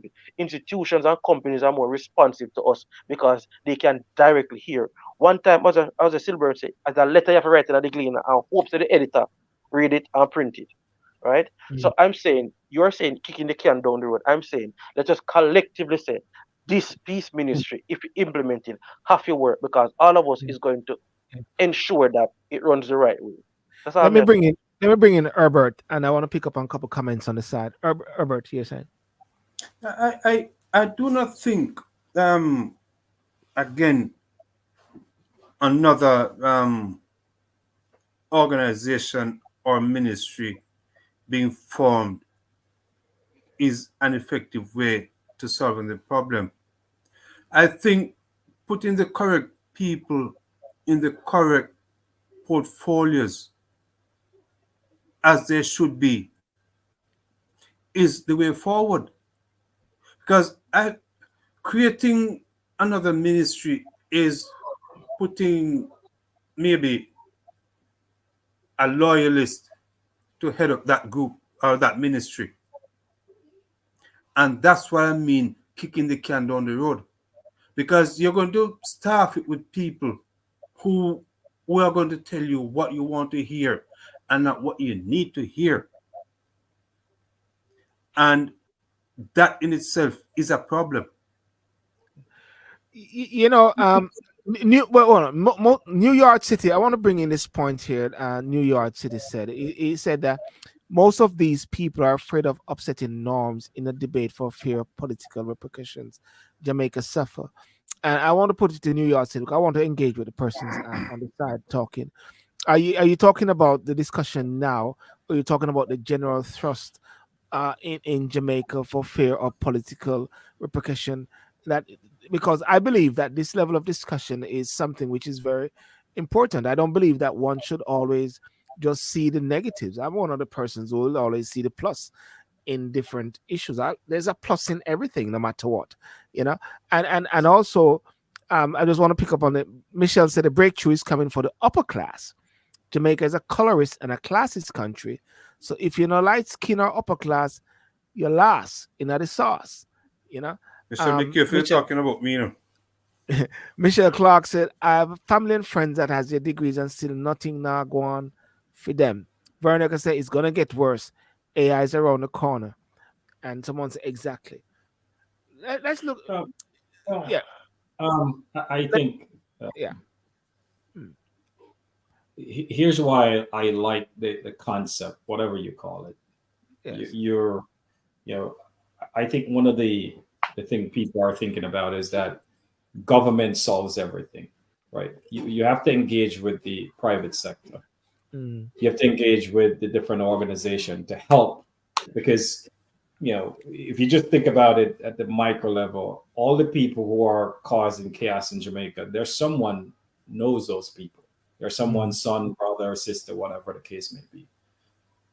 Um, but I think, Herbert, you're probably right that um, there might be some bureaucracy that gets put in place and it doesn't solve what needs to be solved. But I think engagement is important. I think the diaspora has a voice. I think the private sector has a voice. If they're serious about solving the crime problem, is what are the policies that you're going to put in place? Right now, you have a bunch of different organizations. You have the Ministry of National Security. You have all these organizations that sort of help society function correctly. The question becomes, if we want a society that we're not the number one in the Caribbean around homicide, what are the policies that we need to put in place? Yes.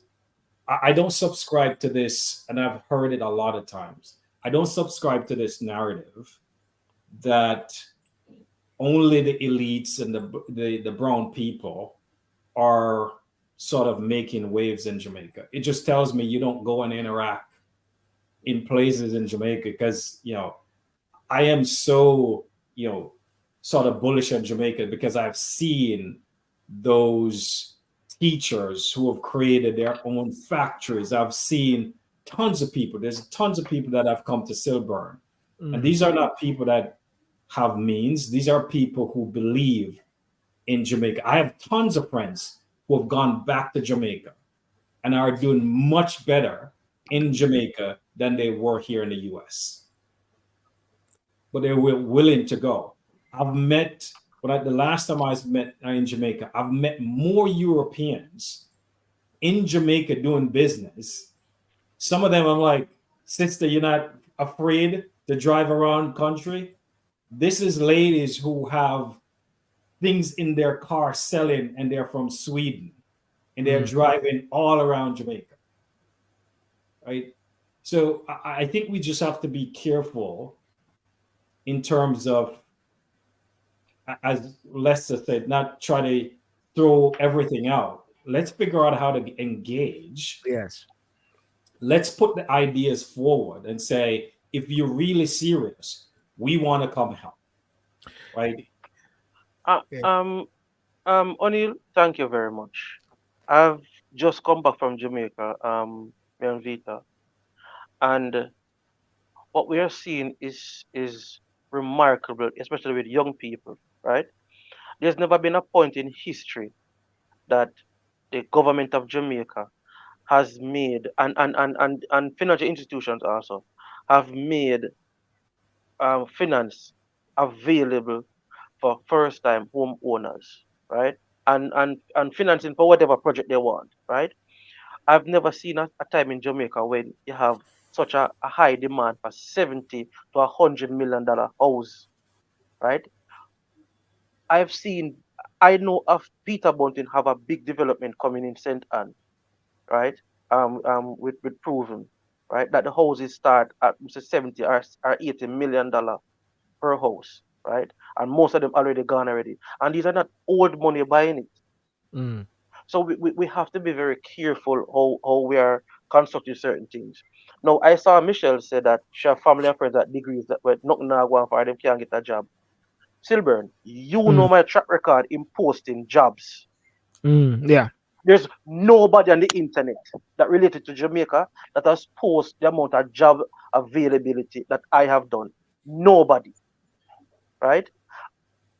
I can remember one day I post 80 different jobs from 80 institutions, right? I stop now. So I'm saying to people, don't just say things for saying sake or for a talking point. There are vloggers and bloggers who are non-Jamaicans who go to Jamaica, who live in Jamaica, women especially, who travel around by themselves all around Jamaica, documenting Jamaica. Right? There's a lady from Ukraine that she named Irene or something like that. That I'm in Yeah, contact yeah. with, I right? saw it. Yeah. Mm. That lives in Jamaica, right? And we have contact. And this lady travels all over Jamaica by herself. Her husband is there in an charity, but she travels all over Is it Jamaica. No, Stevens? yes, right? Yeah, No bodyguard, Snuggy. anything like that. Not only that, she reports on certain things, especially the corruption index. She said she have found that there are way more corruption in Ukraine and Europe in terms of getting things done than in Jamaica. She Mm. said she has never had to offer a bribe for anything. I do business in Jamaica, right? And the length of time it takes to do certain things, maybe the issue. But me not have to bribe people to get things done, right? We have to be careful when we make certain pronouncements, right? Herbert, it is an allegation against Mr. Wright, right? We never see Mr. Wright at it. It's an allegation. But also the party itself made sure to take steps and measures against him that if he was the one seen on the video to do that, they have separated themselves from him. So we have to not just speak about the action of one side, but speak about the action on the other side too. They got And if married, didn't they? yeah, they got married last week. They got married last week. Mm. But what Mm. I'm saying, if you're going to present something, Silver, let's present the two side of the story, right? So there's no charges against him. The video was not clear, so it's an allegation against him, Yeah. right? And that's just the facts. Yeah. Well, What what yeah. Go. Sorry. Sorry. Please, listen. Sorry. what I'm saying is that Mm. we have more institutions working now in Jamaica than not working, right? Yes. I have renewed my passport online, right? I've got my driver's license renewed online. There's so many things that we can celebrate and say, hey, but so let's not just tear down everything. Yeah. We have to support the systems there, right? Or it won't get any better. Go to Jamaica and say, all right, Jamaica have more black skin. This is to Michelle now. Jamaica Yeah. have more black skin landowners than high color landowners, and that's a fact. Yes. Well, ladies and gentlemen, this is a very good conversation, and it's very important that we hear the different sides and you know, and try to bring it together. But I believe, honestly speaking, as well, that there's a need for adding that plus factor to. I think it's always listen. I think it is good to help a government because a government wants the best thing for a country, you know. And So- I so- know. so- Sorry, Anil. Go ahead, Anil, and I'll finish. No, the one indicator I'll say to people is this. Yeah. The amount of people from other part of the world that are moving their money to Jamaica is one of the highest it's been in 50 years. Why you think that is? Because Jamaica has one of the lowest inflation in this region. There are places where their money are not worth anything. I could tell you many who are now investing back home in Jamaica, and their return on investment is huge. As I said, if you had bought property in Jamaica 5 years ago, Yeah. that price has doubled and tripled, Yeah. right? So I think Yeah. I always say this, Silver. Jamaica has its problem, but Yeah. no winner better than you. Yeah, and yeah, and I agree on that 100%. But one of the things that I just want to reflect as well is the views from different persons as well to say that what Verniger Tate says, okay, one might put a hole in it, but at the same time, unless I may shake his head, but a lot of people have that view. A lot of people have that perception, and Well, therefore, I would say a lot of people because you know what, how much I've gone to Italy and got robbed in Italy. Yeah. I've got mugged in Jamaica. I've got it says like it's like guess what? yeah, I wouldn't say it's a lot of people, Silver. yeah, okay, I would not say it's a lot of people. I've been into Jamaica almost 10 times this year. There's people who, I don't know who Veronica Tate is, and she means well, but go and interact with the people. yeah, Go talk to them. Yes, there a lot of people will tell you that they've had issues with Jamaica, Yeah. but a lot of people love Jamaica, and they're telling you they are staying there and making it work. And what we could do is figure out how to help them. Yeah. Silburn, Yeah. I don't know if you know the community of Southside. Southside, don't- No, Silver only know Ocherius. oh, yeah, Southside Tel Aviv. What they call it, Southside Tel Aviv. Spoilers. Yeah, Spoilers. all right.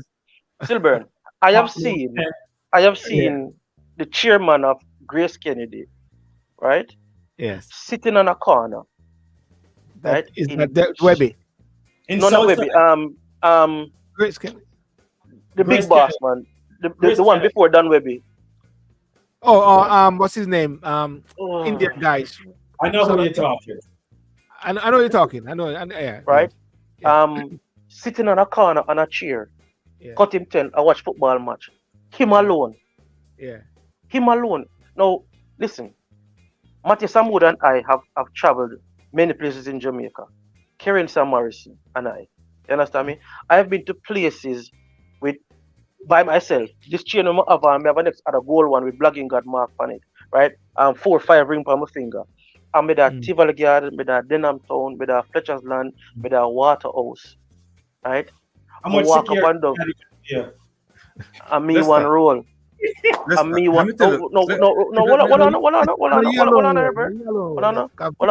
And I'm saying, I've done that. I've done this before I got foreign and since Yeah. I leave foreign, right? Yeah.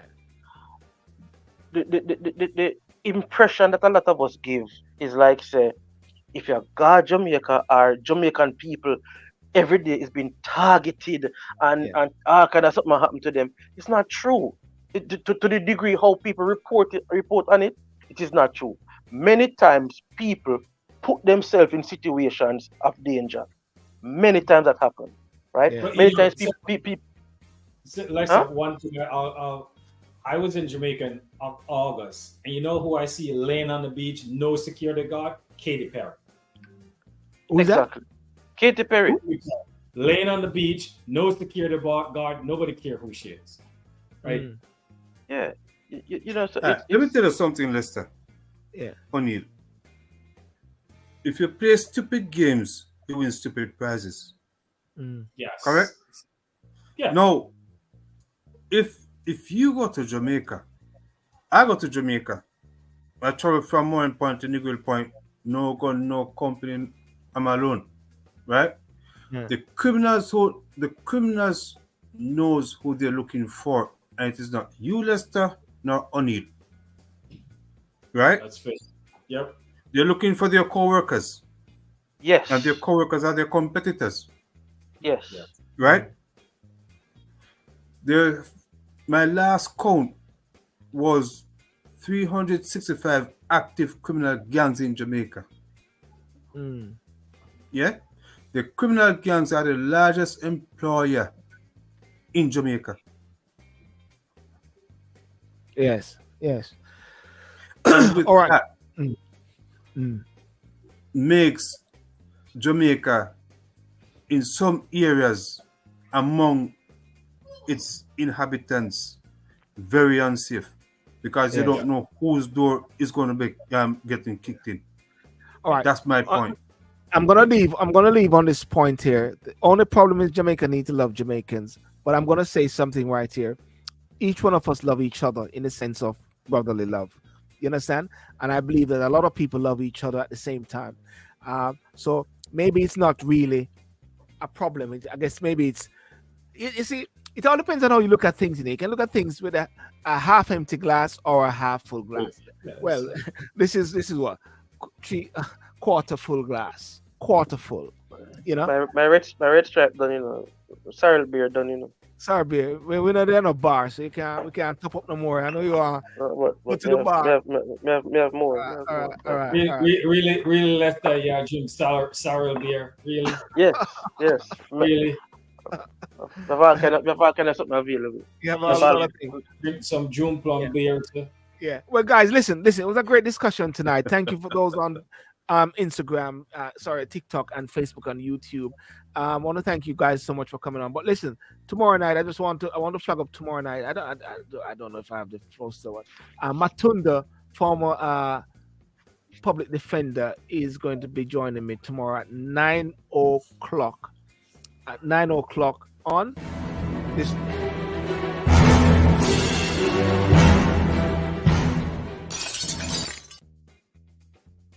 Tomorrow night on the Late One Spills, we're going to talk about why is Jamaica holding on to the Privy Council, and that emanated because the Lord Reed recently wrote to say that access to the Privy Council is perfect, is okay, and a few persons have actually got a bit annoyed by it. So I'm going to start the process of having some discussions, starting with Matunda tomorrow at 9 p.m. And then on Wednesday, I'm going to be with you, Small, former, I think he was former, what was he? Former Minister of Health Minister, I think. Health Minister, Yeah, he was a former minister. yeah, King's Council. Well, he confirmed, but I'm just Wednesday. And then I've actually reached out to the President of the Supreme Court in the UK here, the Lord Reed. We spoke to his office to see if I can actually, if I don't have a conversation online, maybe to meet him there somewhere or something of that nature to talk about this discussion. But O'Neill said something, and I want O'Neill to drop that bit there. Say what you say, O'Neill, and that will be one of the pointing question for the discussion. It's like you have the CCJ. This is just a thought I had. You have the CCJ, you have the Privy Council, and obviously we kept the Privy Council because of resources, small islands, the body of knowledge that are the historical book of knowledge that most of the Caribbean country has gone through. But the discussion I've never heard is how do you strengthen the Supreme Courts of Jamaica or any one of the Caribbean islands where they're the last resort, right? I don't hear a discussion around why is it that if the Supreme Court rule on an issue, right, you make it the last, because you have appellate courts in Jamaica. You have appellate courts, Supreme Court, and then Privy Council or CCJ. And I said, why haven't we discussed the reason behind going to the Privy Council or CCG? Why isn't there a discussion around how do we strengthen something like a Supreme Court where that's your last resort, right? And I don't think I've heard any discussion around that. And it would be an interesting point to talk with Mr. Small about, to say, is there an issue of trust in terms of people don't trust, or is it a issue of resources? Because I've never heard anybody said, hey, you know, we should have just like the U.S., we have our U.S. Supreme Court. It's the last sort of ruling. Final court. Yeah. But in Jamaica, the Supreme Court is not the last body of rule. So something to sort of touch on why that's the case. Yes. Oh yeah. Well, that's a good one. So so we'll have that one there tomorrow and starting the discussion there. Crucial one as well. Well, guys, listen. I want to thank you so much for coming on tonight, and Lester, O'Neill, and Herbert. You know, and thank David. Herbert just went to go open the door. You know, Herbert just went to probably go home. Yeah. He might get some rum. Get some rum. Get some rum delivered. O'Neill, you know, some more than something long time, but you know.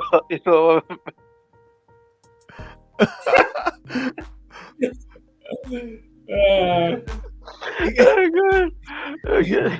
You know, guys, it's a lovely discussion, and to the viewers on TikTok, and you know, we welcome your interaction, and you know, we're not gonna always agree, but always keep the interactions coming in, and we will discuss them, and you know, don't feel afraid to say you want to join on camera, and you know, that's also.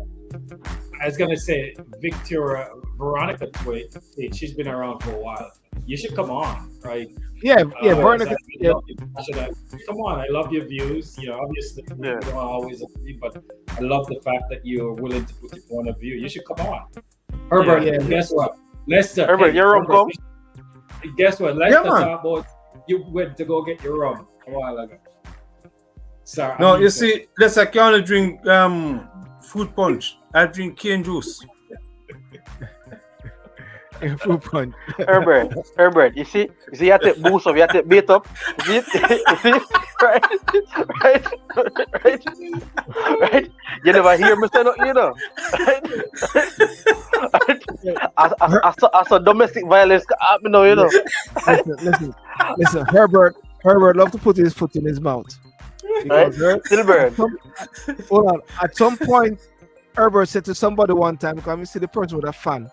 You ask the person if him have we ask the person if him have That's a menopause fan. menopause fan. So my Herbert saying that. The poor guy is saying, what you talking about?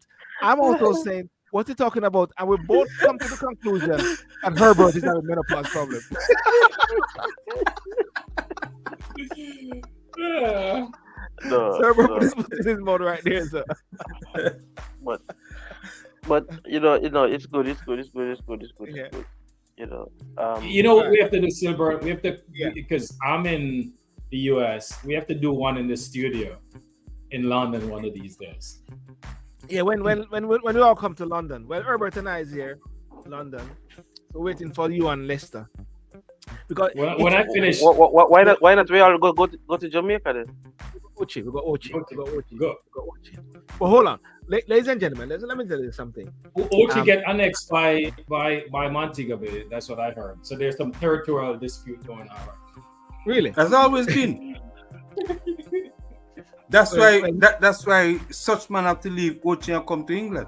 Well, listen, man, when they growing up in Jamaica, there's certain places they don't go. You don't go mobile. You know what I'm saying? Silver, real man that go mobile, Silver. Real man, they go mobile. Ochi town. We don't go It's mobile. easy. Sir. Leicester never even know how to spell Ochi is before wifey. So now him used to be a town man, now him a country Sir. man. Sir, that's not true. I've had my rendezvous in St. Anne, sir. You know, but that's long time ago. That's long time ago, still, you know. Yeah. Well, No, next sir. year, Silver, you saw him qualified a long time ago. A long time. Yeah. So Well, you're talking about when you used to go by Spanish Hospital and take a bus from there to Woodtree, yeah? Yeah, man. Right Yes. at the gas station. The Shell I gas used to- station. There, sir. I used to do that. And the police station there right over there, so. And the hospital is across the road there, sir, as well. Yeah, right at the Shell gas station. There, sir. Vernica, Michelle, thank you guys for staying. But listen, this is what I remember. I remember going downtown parade to get a bus, go Ochi. When I was at UTech. And then one man grabbed my bag, gone this so one man grabbed my bag, gone this so. And you like this. But Silburn is what the other day when me and Vita there at Jamaica and we are drive and we stop at the gas station. You know the gas station where the Dakar drive this up, right? Yeah. The buses to go town used to park this at night time. So me then late at night now, you know, right? Can't get no bus, you know, right? So if you run from the bus there at the Texaco that at the other end, you run go down there, so right? And then the bus drive come up at the other way, you run come up. So you know, me have experience with Ochi, man. What have experience with Ochi? I never Vita you go look for though. Herbert.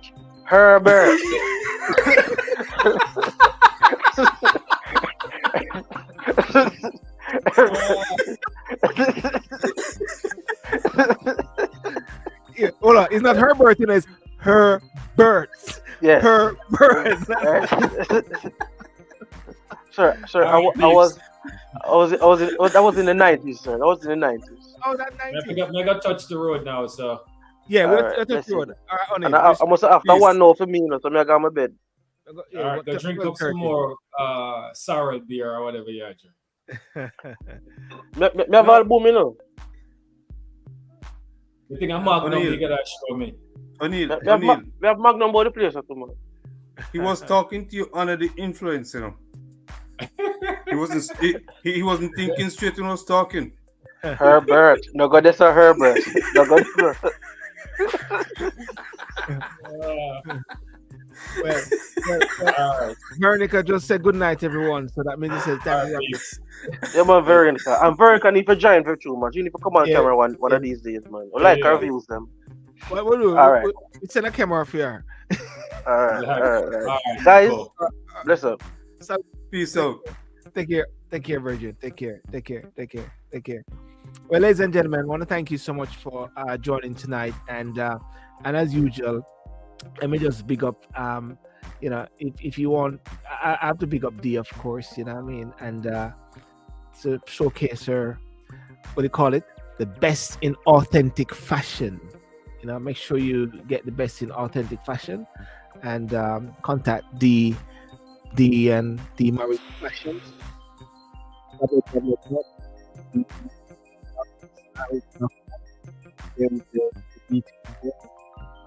You can tap into that as well.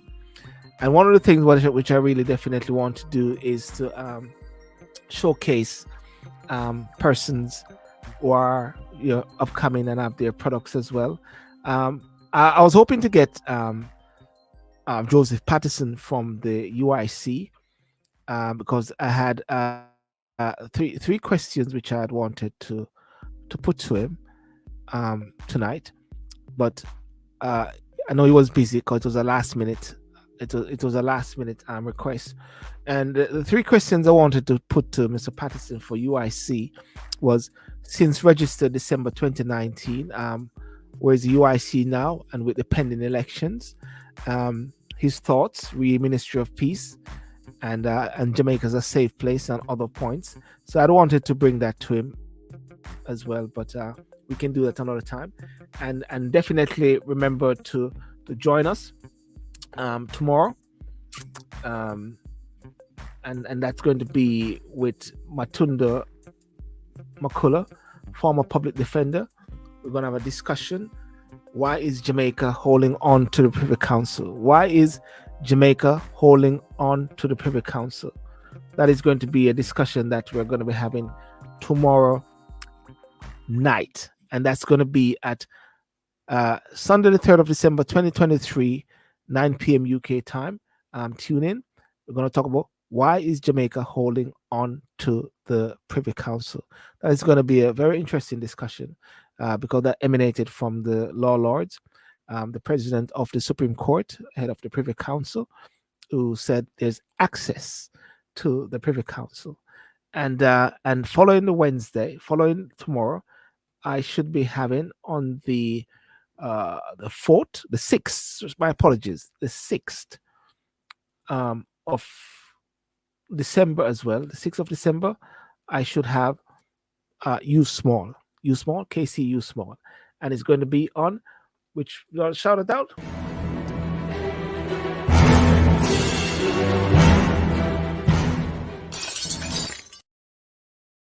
It's going to be on Late One Spills tomorrow night and Wednesday night. Thank you very much. Have a good night. May God bless you. Peace out, and have a great evening, and see you around next week. Thank you. Bye-bye.